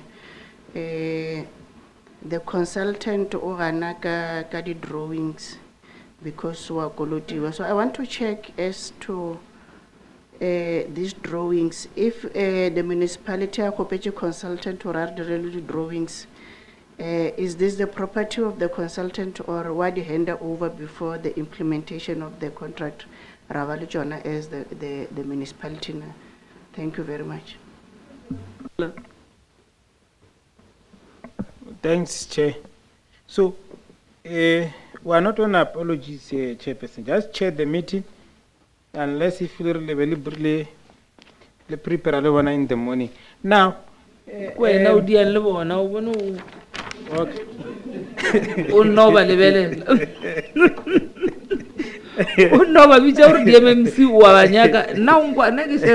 Okay, no problem. Can I proceed, Chair? The first one Mabotes asked, I want to go to the executive summary. On the forward of the EM and the MM, you are agreeing because that's not the only thing that, yeah, 88% where now you are apologizing. Now it's 90%. You are agreeing on the 89%, and at the end of the period, you are saying 89% has access to clean water, 89%. And then you are saying 66.8 household have got access to sanitation. And then the EM and the MM are agreeing there when I checked the report. Now, when we proceed on sanitation, now it changes. It says, to date, 32.2 of household have access to sanitation. It's no longer, and then it continued, it says 66.8. Now it's vice versa. Now it says 66.8, it's backlog. Now on the forward and the overview, the backlog was 32.2. Now here it says the backlog is 66.8. Are we finding each other, accounting officer? Okay, fine. Let me refer you to the pages where I see, maybe you'll clarify where there's a problem. On page 24, that's where the problem is. Where there is forward and your overview, you are agreeing that the backlog is 32. But on page 24, the backlog changes is 66.8, not 32, and then only 33.2 has got access to sanitation. If you also clarify on that, sort of way correct if there is a mistake. Thanks, Chairperson. Councillor Mutulla, acting EM. Thank you, Chairperson. I agree with Councillor Mabote that prior to the implementation of the TT Chulo, the plans were supposed to be presented to the municipality and the contractor himself, so that we should not have this kind of situation that which of course we find ourselves in. And hence we continue to pursue that matter so that finally we end up having the plans as expected in our own disposal. And if you can remember very well, the TT Chulo project was actually implemented by community services, if I'm not mistaken, and council had to, after realizing some of the challenges that are actually related to the implementation of the project, and taking note of the fact that community services is not actually having the rightful skill to be able to implement such a project which has got some technical, which requires technical skills. We ended up taking a notion that it must be moved from community services to technical services. And by then, this challenge that which of course we are having of the plans not being at the hands of the institution were already there. And that is a challenge that which of course we're facing. That is the one that which of course we continue to follow them up. On the issue of the percentages that which of course are not in line with, are not actually following each other, let's take it that this will be, an apology has been rendered, and furthermore, the meeting that which of course will be between MPAC and the municipal manager will come with corrective measures towards that as well. Thank you very much. Raleboa, acting EM. O sana le se sengwe. No ba o renge di phosonyana tse di tshwanang le tsane tšeweng tša di percentage. let them be avoided. Ka hore akere ntho tse di badile tša public batho ba di bona na ntho yo ha ya fela šetše ebile ba kitima ba re mebereko re a leboa dikarabo. The next question, Councillor Hamise. Thanks, Chairperson. Service delivery overview. Question 9. The report highlighted that Capricorn District Municipality continued to reach out to more villages in all local municipalities during the 2021-2022 financial year. During a project visit conducted, there is a negative perception towards the municipality by various communities as they continue to make allegations that the municipality is implementing projects that are not beneficial to them or not completed. From page 21 to 23, a list of projects was highlighted where only sanitation projects and 5 water supply projects are functional. Questions. How often is the municipality conducting surveys to check how communities are perceiving and rating the municipal services? When last did the municipality embark on this process? Projects listed on page 21 to 24 reported to have been completed. Are they functional and benefiting the communities? Thanks, Chair. Yeah. Thank you, Chairperson. Currently, there is no survey conducted for the rating of municipal services by communities. However, during municipal imbizos are able to provide their assessment of the services rendered by the municipality and are able to provide specific areas where they encounter some challenges. It is important that the coming financial year community satisfaction survey be made part of the priority. The last survey which was conducted was 10 years back, which was done by DPEMS. 5 projects are not working and awaiting the ESCOM connection, and this remains a challenge as well. Thank you. Follow up, MPAC members. Councillor Masukame. Thanks, Chairperson.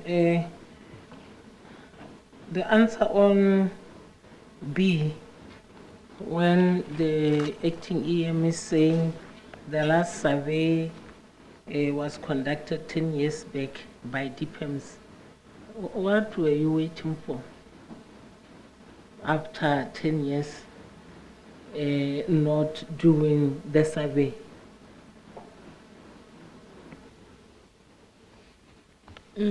Councillor Page. Okay, no, thanks, Chairperson. With regard to the response on A, which state that assessments are made during municipal imbizos, I want to understand how so, because we normally attend municipal imbizos whereby mostly communities are raising issues with regard to service delivery, but only on challenging issues, but not giving report with regard to how the municipality it's providing services to them. Thanks. I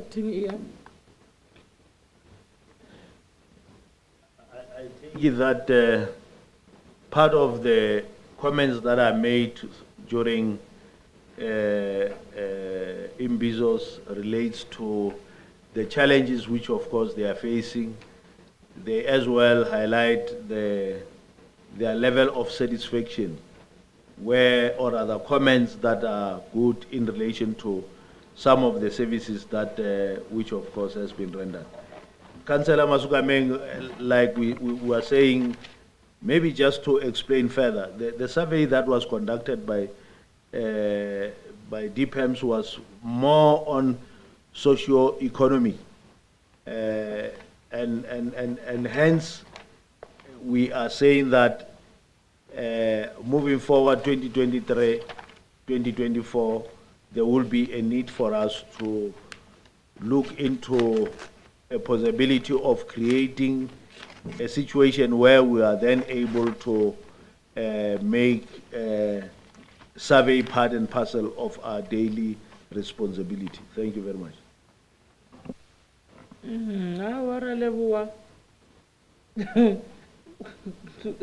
Day-to-day activity.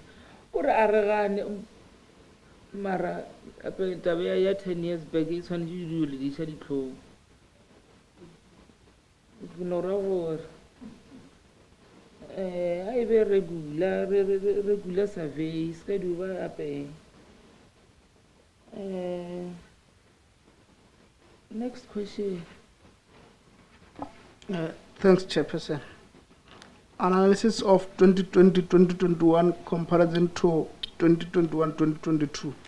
According to the report, there is a tremendous improvement on basic services from 76% to 92% in 2021-2022 financial year, which aligns to Section 151, Section 1B, which speaks to the core objective of local government to ensure service delivery in a suitable manner.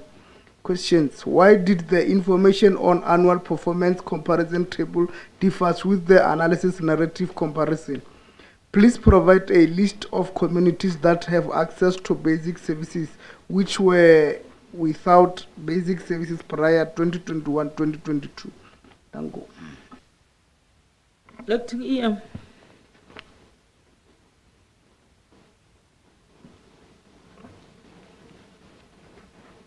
We are at 10, ne?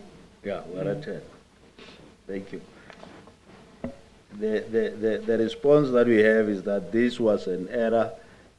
I may not necessarily say of judgment, and already an apology has been made towards that. The following communities did not have access to basic services before 2021-2022. That is Talane, Vulatlahomo, Foropo. And yeah, that's in short. Follow up, MPAC. Councillor Mutata. All right, thank you, Chairperson. Yes, the admittance that this is an error. I'm so happy because this is a draft. Will it be corrected before the final published one is made? I agree over the final one, it will be on website or the municipality and what have you.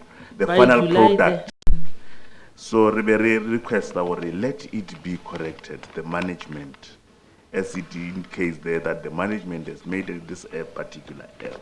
Re hopela tlengele correcting riska sawa ke dinonyane ka montle ka mo re bona ifitile mo ifitile public participation ibile ifitile ka MPAC asinge ba iboni la bona ro sawa ke dinonyane. Thank you very much.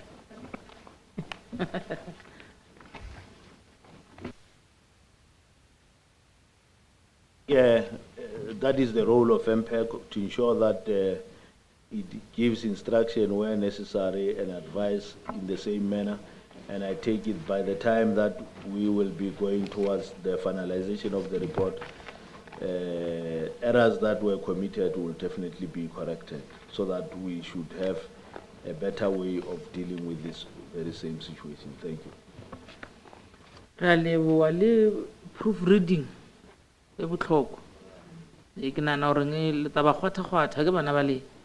Proofreading before whatever, because no error to the public. Next question. Okay, no, thanks once more, Chairperson. Na metsela mabetelo a maloba ka ya tsamaile speaker a ra go ba. Okay, no, thanks. Mine is on infrastructure services, question 11, infra 4. The department managed to attend 60% of reported breakdowns through the services of maintenance term contractors. Question A, how many villages were left out without basic services since Only 60% breakdowns were attended to. Question B, how do you analyze the provision of basic services as 10% of breakdowns were not attended to? Question C, what are the plans in place to capacitate the operations and maintenance team to ensure that the municipality does not depend on contractors? Thanks. Councillor Perry. Acting EM, Kabinchela Maraba Butchela or Lemo, or maybe Lemo provide I got the bottled water. Level. Nanga siditseni ka or buke phedi ka moka. Utla lata mo eleng gore bo phedi ba bia ona. Utamdiela WhatsApp. Yeah. On a very lighter note, but maybe there's a need for us to make provision for water in case there is no water. The response to the question as highlighted is 83 villages were left without water.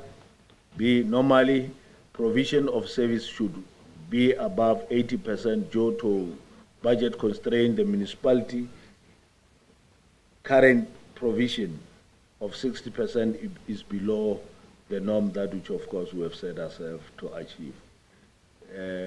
By filling the funded vacant positions before the end of the financial year, that would be one of the strategies. Based on the affordability, council should provide more funding for 45% of unfunded vacant positions in the organogram, as well as resources like your vehicles, your tools, to be used by employees in the execution of their responsibility.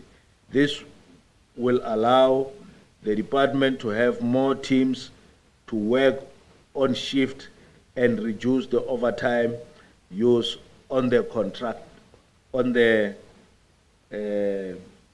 contractors. Thank you. Not consultant. Maria Leboa, acting EM, consultants, contractors. Bata, follow up.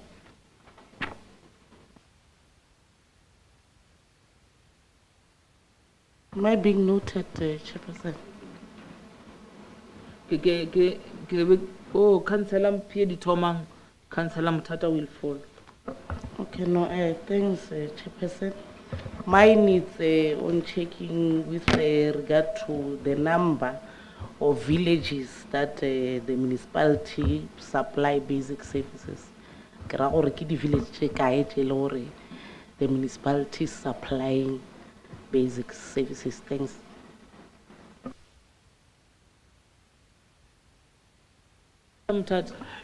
Yeah, EM, don't you think maybe in our organogram, the inclusion of pump operators be the first step, so that in future those particular pump operators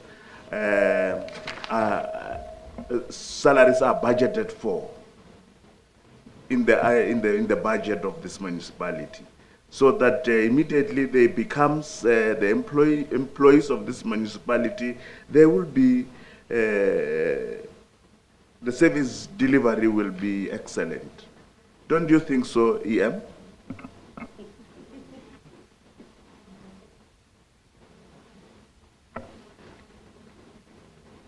Number 11, EM, let us respond.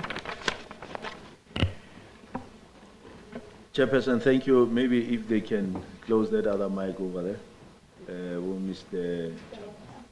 Machaba. Well, we may not necessarily have the actual number of villages that which of course we're servicing as we speak now, but if really MPAC wants us to go to an extent of checking the total number of villages, we may as well go all out and try to check. Well, I agree with you, Councillor Mutata, that it is imperative that we appoint people that which, of course, will deal with the day-to-day activities of the municipality. If you can remember very well, Council has taken a decision to appoint process controllers in one of its last meeting, if I'm not mistaken, and that in itself will be ensuring that at least we are able to deal with the continued challenges that which we have on daily basis, instead of ensuring that our people get the service of water and we are able to have a substantial number of shifts that which of course we are working with. Suffice to say that this question comes at the right time when we are as well moving forward to the budget, and the budget itself, you'll remember that it goes together with the organizational structure. That is where then we'll be able to deal with some of the issues as raised. Thank you very much, and we so hope that we'll get the support of you as we deal with these issues as council level. Thank you.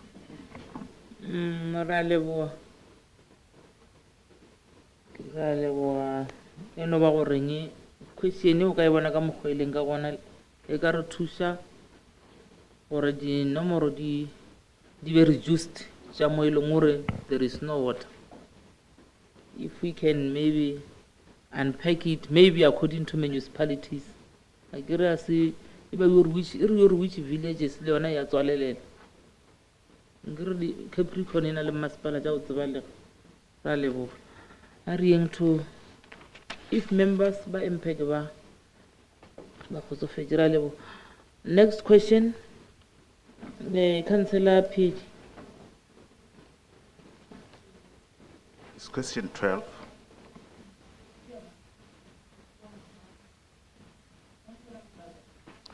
All right, thank you, Chairperson. Question 12, Infra 15.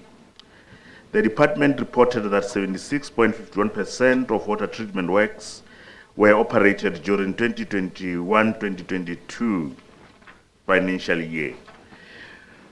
Question A, which water treatment works were operational and how often were operated? B, which unit or personnel were operating this water treatment works?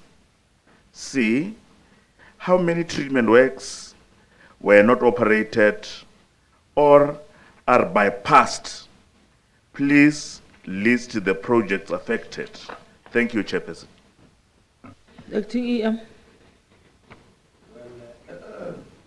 Thank you, Chairperson. The response to this is circulated in Annexure A for all the questions that were highlighted as indicated. Without really me going into individual of them, it gives you the area, the local municipality, and all those other challenges that are actually related to the project up until such time that it gives you the interventions as well as the status of the project themselves. Thank you very much. Any follow-up? Next question. Unless next question, Councillor Mura. Thank you, Chairperson. Question 13, Infra 33 and 34. The municipality failed to complete the project due to Section C of the project was stopped for more than 12 months.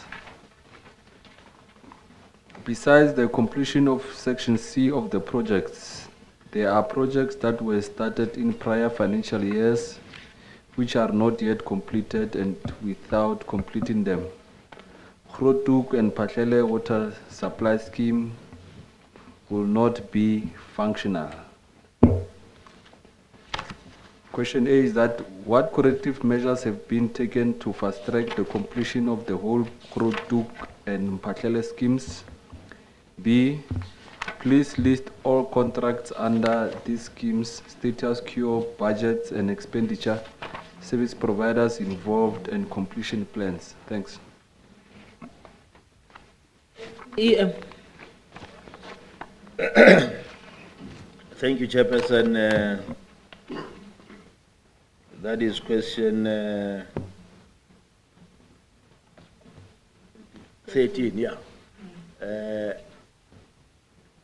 Can I bring your indulgence to Annexure B, which gives details in terms of how the projects and the contractors and the status thereof are actually dealt with in that order. Thank you very much. Any follow-up? Next question. Councillor Mawat. Thank you very much, Chair. I have observed that question as if but because answer Laura, they understood it. The information under the baseline for 2021-22 and actual performance in 2020-2021, I think it will conclude that they are not correlating because as if the statement as is why did the department fail to proofread their documents? Thank you very much. Acting Yeah, well, it might be difficult for me to say it, but that was an error, that which of course the department failed to proofread. And throughout, I take it that already we have taken a resolution that we need to make sure that we proofread whatever that which of course we are doing, so that finally when we deal with the report that will be presented in the face of the people, it should be error-free. Thank you.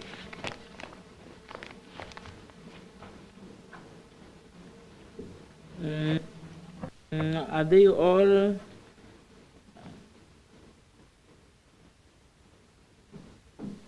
it was an error from the department. Let errors be avoided. Next question, 15.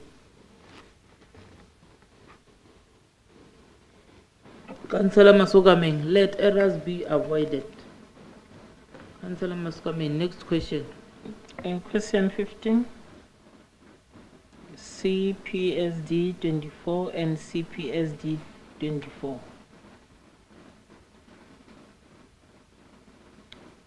The department failed to implement the above project due to non-responsive bids and nationwide challenges on availability of computer components.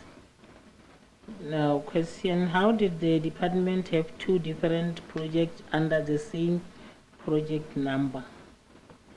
Thanks.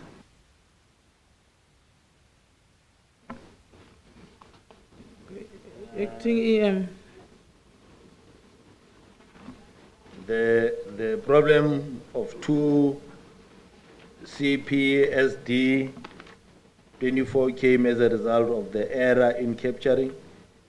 We only have one CPSD 24 in 2021-2022, which is employee shared Wi-Fi. Thank you. Any follow-up, Councillor Mthat?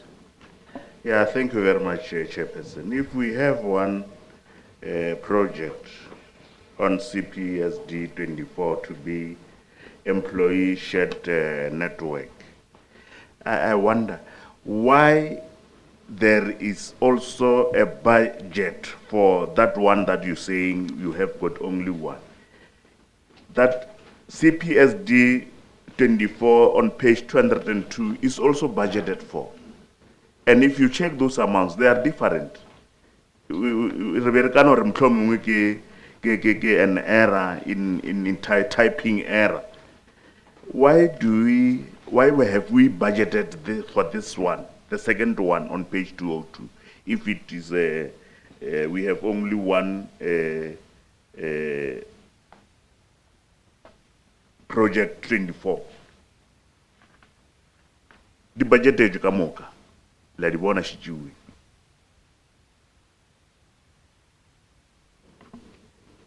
The budget is kamoka. Acting EM or councillors May you assist? Thanks, Chairperson. That's why we're saying it's an error, Chairperson, during capturing. This one was for the previous financial year. They used the same template, and when capturing, they then repeated what was there in the previous financial year. Thanks. Oh, it was for the previous year and then. Oh, okay. Let them be avoided as a matter of emphasis. We Mr. Mutulla, Councillor Mutulla, let them be avoided.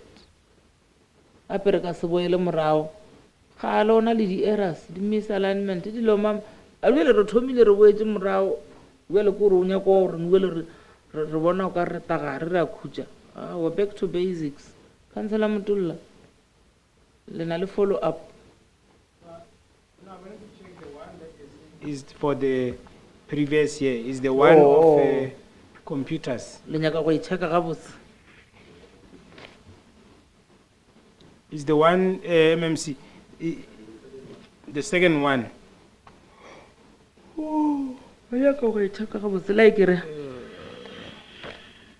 So, Renare Wanayangor is for the previous financial year.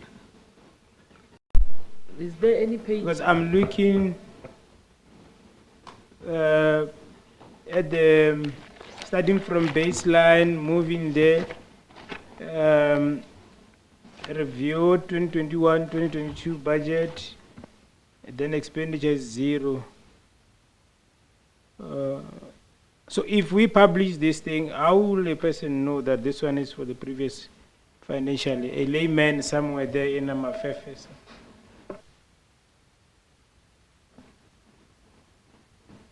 Chairperson, that's why we are acknowledging that it's an error. And earlier on, I think Honorable Mtata indicated that because this is still a draft, which means that as we go and finalize, we need to ensure that things are actually corrected. Thanks. And maybe, Chair? Councillor Mtata. I agree in the budget. Budget on our issue because the adjustment budget has already been passed by this Honorable Council. Or is just you know about it, Osha.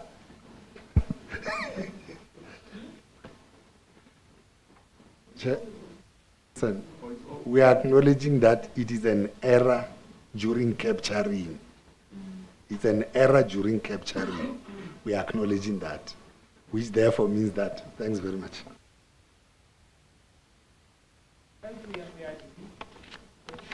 We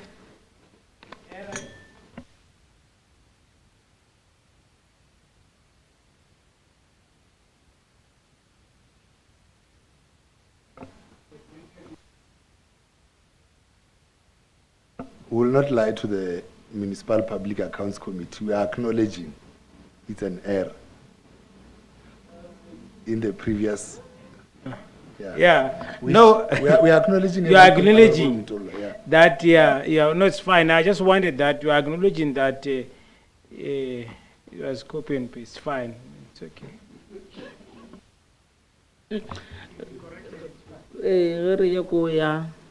Ya final. Yabaning dilo are in order. Are yung position ya ulate.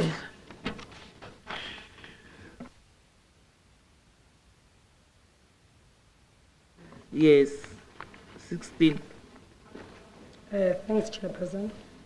Question 16, CPSD 32. The department failed to meet the target due to non-responsive bids and it was reported to have re-advertised bid. Question says, what is the current status of the project since it was reported that the bid was re-advertised? Thanks. Acting EM. The update is that the project was implemented and finalized. Thank you very much. Any follow-up? Next question, which is question 17, Councillor Hamis. Thanks, Chairperson. CPSD 36. The municipality did not meet the target due to the supplier not delivering all the furniture procured. Did the municipality receive all the procured furniture? If yes, why did the department report that they have to push the supplier to deliver the remaining furniture in the corrective measure column? Please attach delivery note. Were all furniture registered in municipal asset register? If yes, please provide the asset register. Thanks. Diabo Councillor, PAD ba ilo tender portfolio, kakuba local. EM. Look at that. Thank you.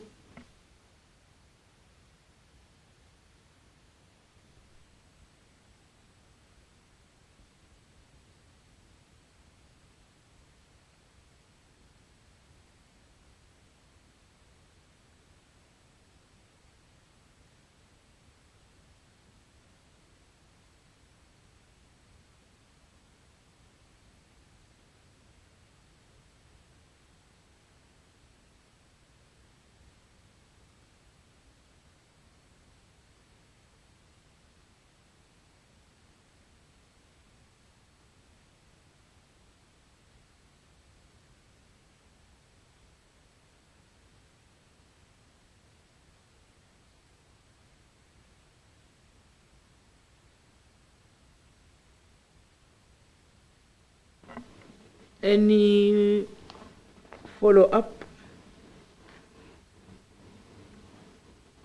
Shall we go to the next question, 18? Councillor Mutula. Thanks, Chairperson. According to the report, the municipality has achieved 100% compliance to the SCM regulation that results in R-nil irregular expenditure, which is contrary to the AGSA's report where municipality had incurred irregular, fruitless and wasteful expenditure during 2021-2022 financial year. FD7 is an overlapping target to all departments and all departments reported to have achieved 100% of compliance to the SCM regulation that resulted in R-nil irregular expenditure. The question, why did the finance services and other departments report to have achieved the target while municipality incurred irregular, fruitless and wasteful expenditure for 2021-22 financial year? Which vote and project were affected by irregular, fruitless and wasteful expenditure? Thanks. EM. Thank you, Chairperson. Regular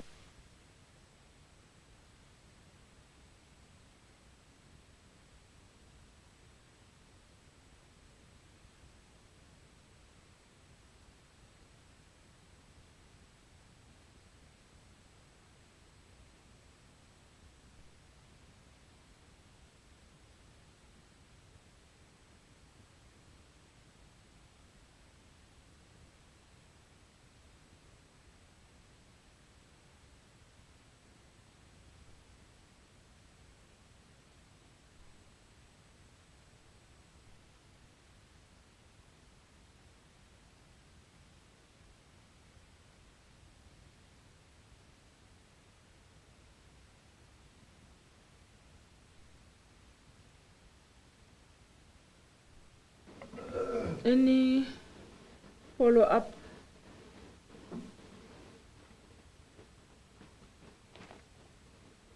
any follow-up, yeah, 100%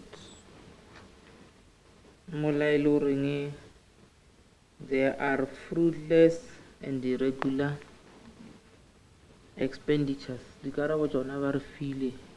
Councillor Mutolo. EM, question A. I'm trying to check the answer. I'm not sure if it's relating to question A. Why did the finance services and other departments report to have achieved the target while municipality incurred irregular, fruitless and wasteful expenditure?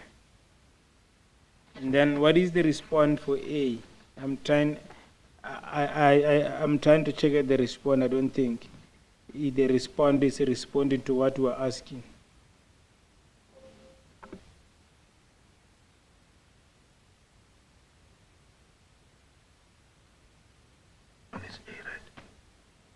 Oh, sorry. I would say that at the time of reporting, it was still a matter under investigation, and hence the reporting shows achieved. Furthermore, the AG got it from the Financial Misconduct Board, which was doing investigations, and the investigation indicates that the expectations as irregular.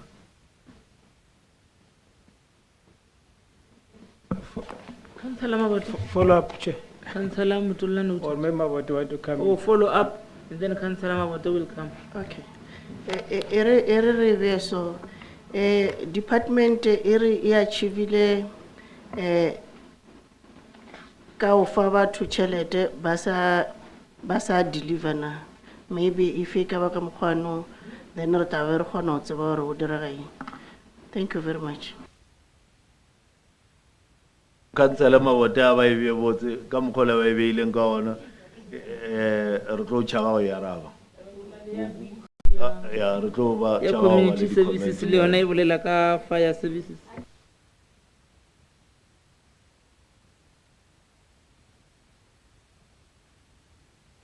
So, but or are you saying we have achieved while you gave them money, whereas we did not receive the goods? Thank you very much. Ngele lena le tsweleleng ka ya lena. Okay. Okay.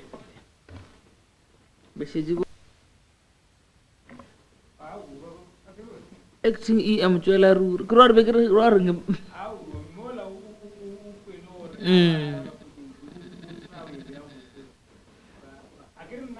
I was saying, the question that we have asked here and the response, so and then Mabote will aba fa na botso ba nkushise hore ke trao ya moka so gina na ba tlo ba e kreile ba tlo e be ya botse. Okay. Ke yona question ke 16 ke 18 e tlang le yona. I think we still maintain the very same statement, because by the time when management, or rather, management reported that 100%, it was prior to the investigations. And once investigations were conducted, they proved otherwise. And that is why we're saying that the issue at hand was as a result of management bringing their own report, which was later investigated, and the investigation report proved otherwise. And therefore, that is the reason why we find ourselves in that situation. And as and when we report this matter now, it will as well be corrected and move in line with the new arrangement. Thank you.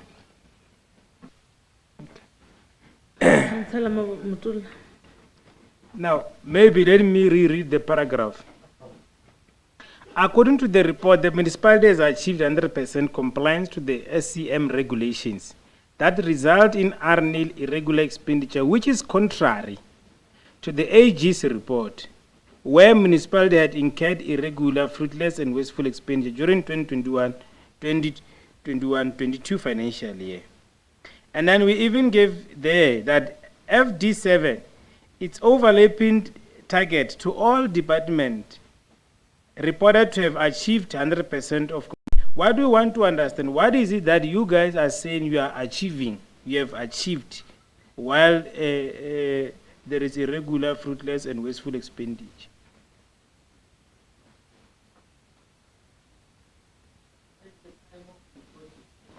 Well, Chairperson, I think you said it, and I can't change the statement that you said. At the time of reporting, everyone else was convinced that things were done in accordance to the specifications. Okay. But the After investigations came and found something contrary to what the report is saying. And as a result, the report will say this, but once you are done with your investigation, you'll have this type of an arrangement. And hence, when you make a final report, your final report will make a pronouncement as a result of your final investigation on how best you have actually dealt with the matter. Thank you very much. Councillor Mabote. Thank you, Chair. The reason why re taba play A1 ka sepedi ke gore re achievile o spend, but you are not 100% ya gore o achievile o comply le SCM processes, because you know very well, or you knew very well, or you were not allowed to deposit before receiving the goods. You knew very well, or you were not allowed to give them money before they deliver those furniture and the generator. They knew very well, and they lied to us and say 100% SCM processes achieved. They wanted to tell, they wanted us to tell them that it's a lie, it's a blatant lie. You did not achieve 100% of SCM processes.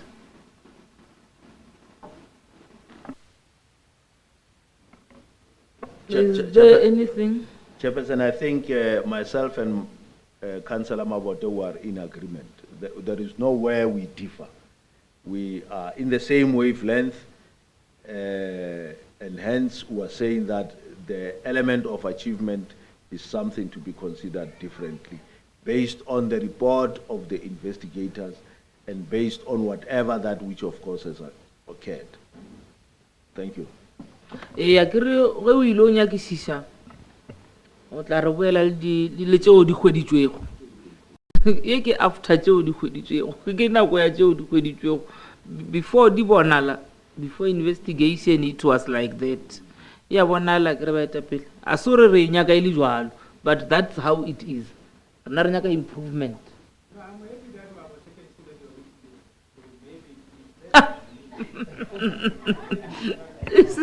It's not like that. But that we don't appreciate that. We can't appreciate that. If we can say after the investigation, it means right now we are approving the wrongdoing. They knew these people. Finance, CFO. So if regard after investigations, they will do another mistake, and they are corrected after investigations, by the time of reporting. It should not be like that.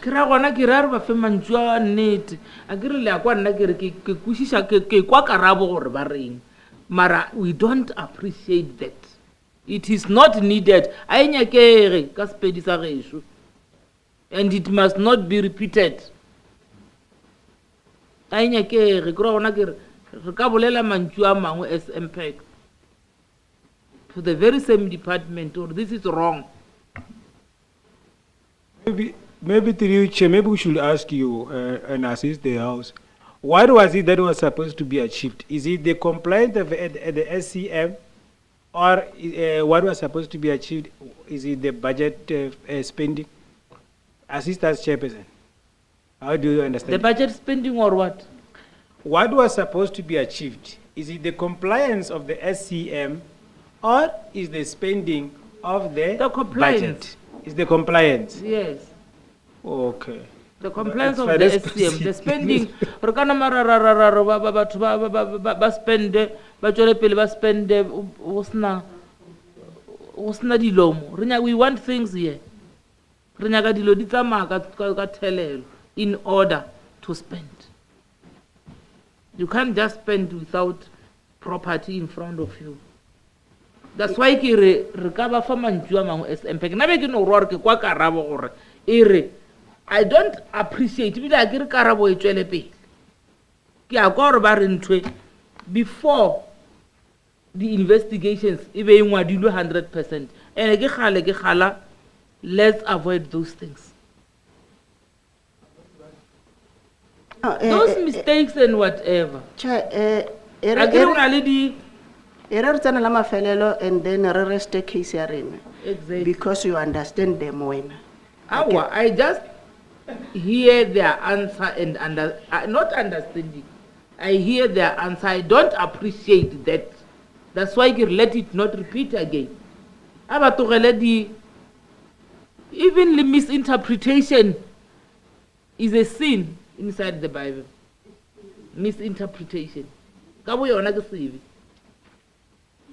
We don't But Chairperson, this thing is simple and very clear. I think Mabode is trying to bring it clear to say, the target was to say, before I pay for this glass, I've achieved the compliance of SCM, that there must be 1, 2, 3, 4, 1, I comply. Now, on the targeted that we are complaining about is that there are payments that were paid, the procedure SCM, the bridge. Mara ba fetsa ba re achievile target. Mola ba bridge the SCM processes. Mara ba patage, but they've bridged the SCM processes. But they're saying we've achieved the target. Which target? Of complying with the SCM that we have just breached.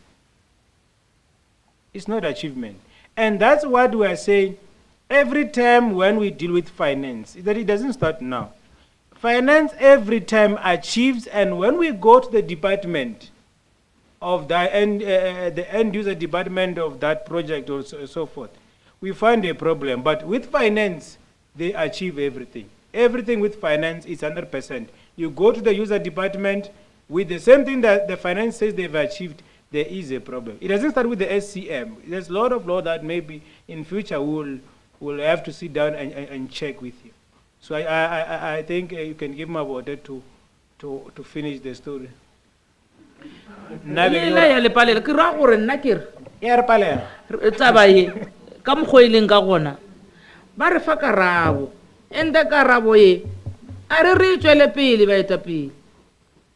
It's wrong. It's scary repeat.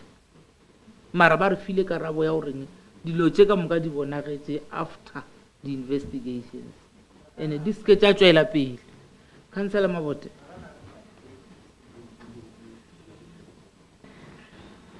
Chairperson one choose. Accept about because if we are fa karabo, whereas lo ena monyo we go karabo e ba re fa yona. So a ke tsebo re na re reng as MPAC members, because you are our lead.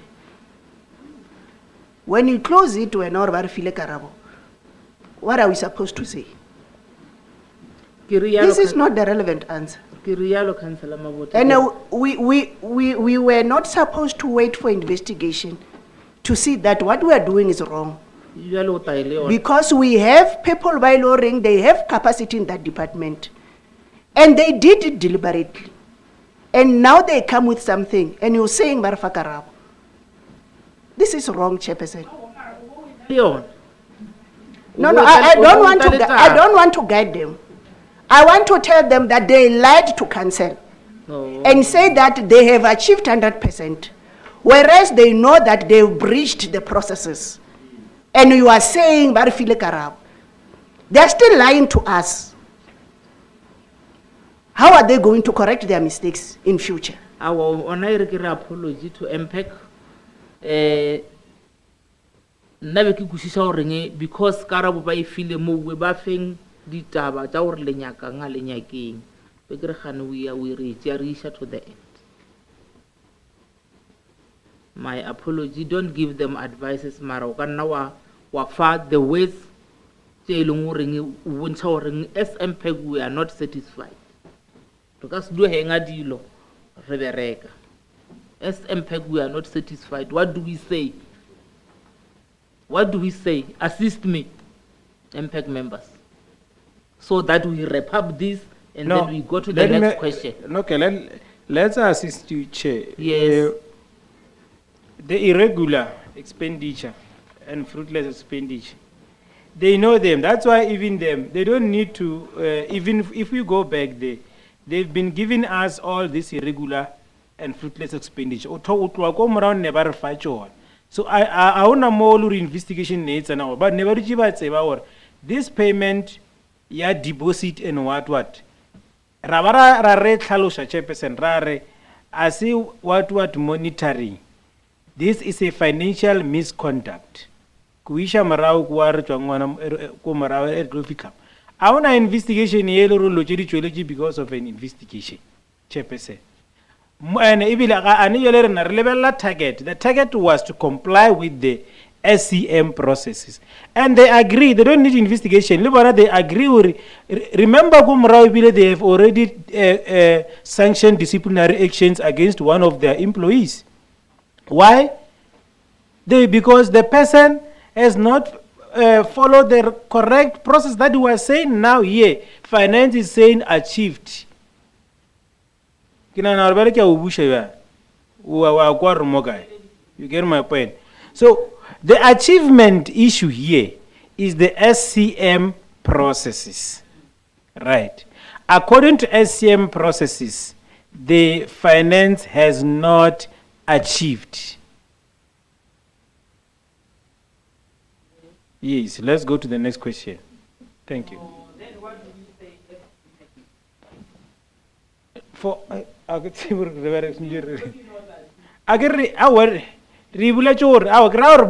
finance chair. Thanks.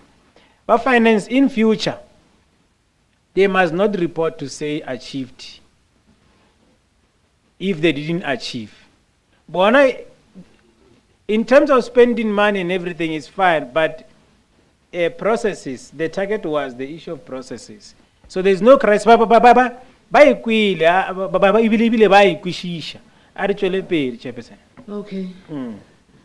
Look it.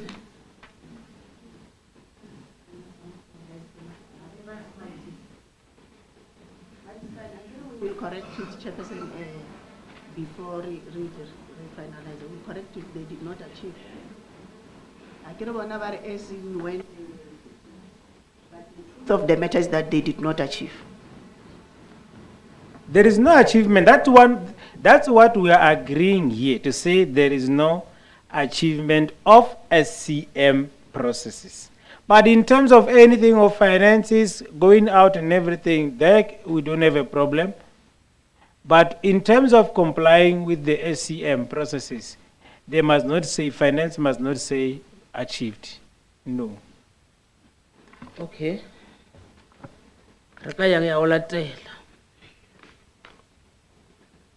Number 19, Councillor Mabot. The target was not met due to delays in public participations. Our question is, since the public participation were conducted, please share the benefits or the outcomes. Thank you very much. Acting EM.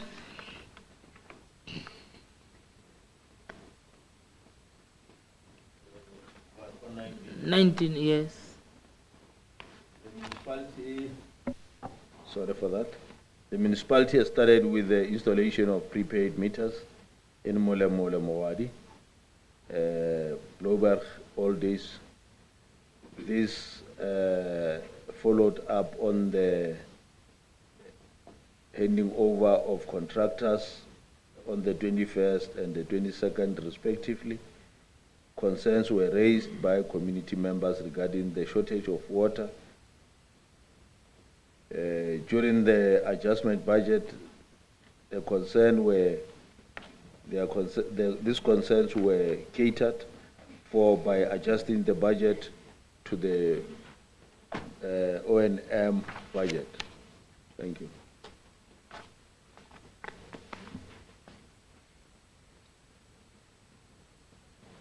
Any follow-up?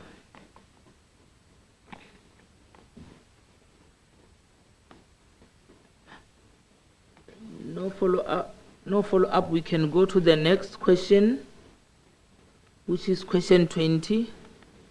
Councillor Mlot. Thanks, Chairperson. DPMS 36.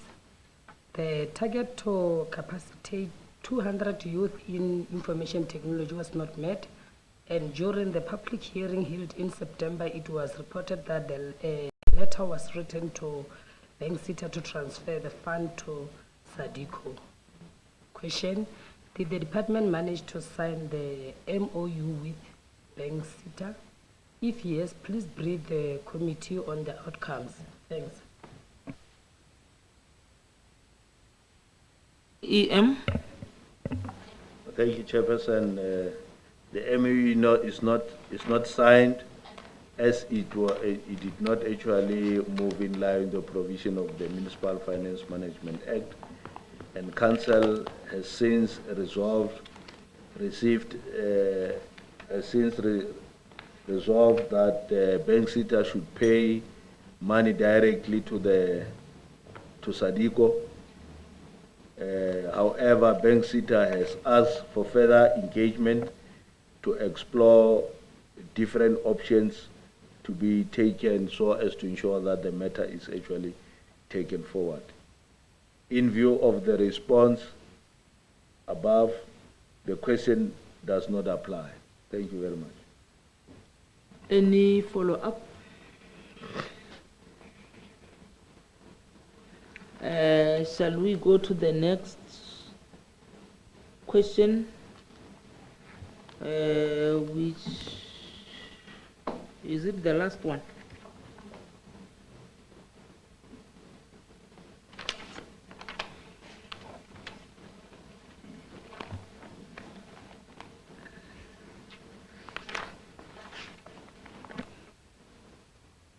The last one, number, is it 21? Long-term contractors and public-private partnership. 21.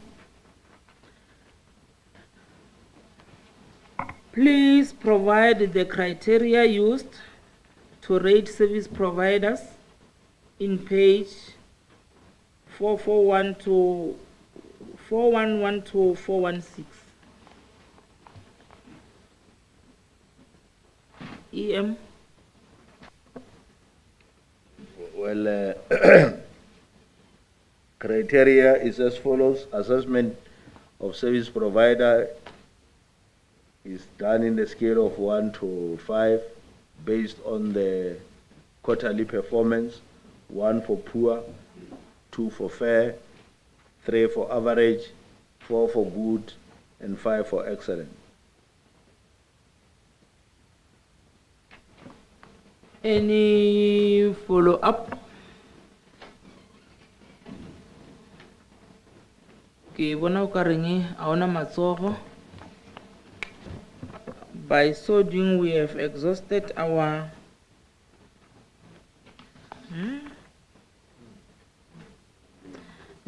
exhausted our questions. We've exhausted our questions. Let's go back to our agenda. Yeah. It's fine, Chair. Thanks. The issue ya AG in 2020-2021 said that they will audit the generator ka 2021-2022.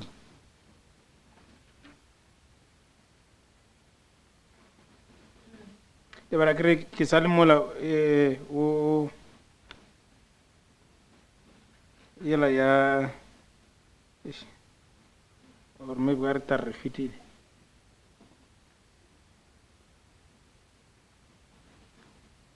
Eh? Ke bo ke morao ne? Ke ana la evaluation ne? Ano it's fine, are cheshe.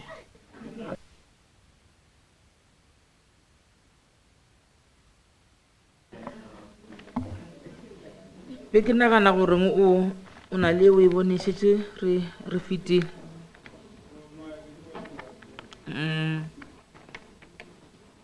Let's go back to our agenda. Announcements, if any. Any announcement, Melina?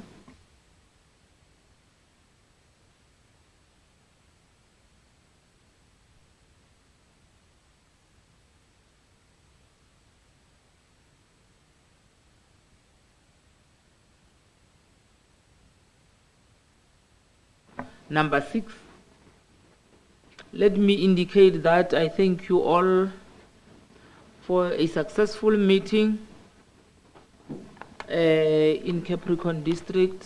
That is a good approach.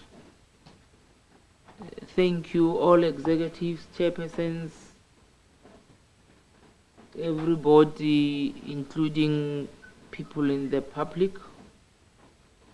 The next time, the meeting is officially closed. Thank you very much.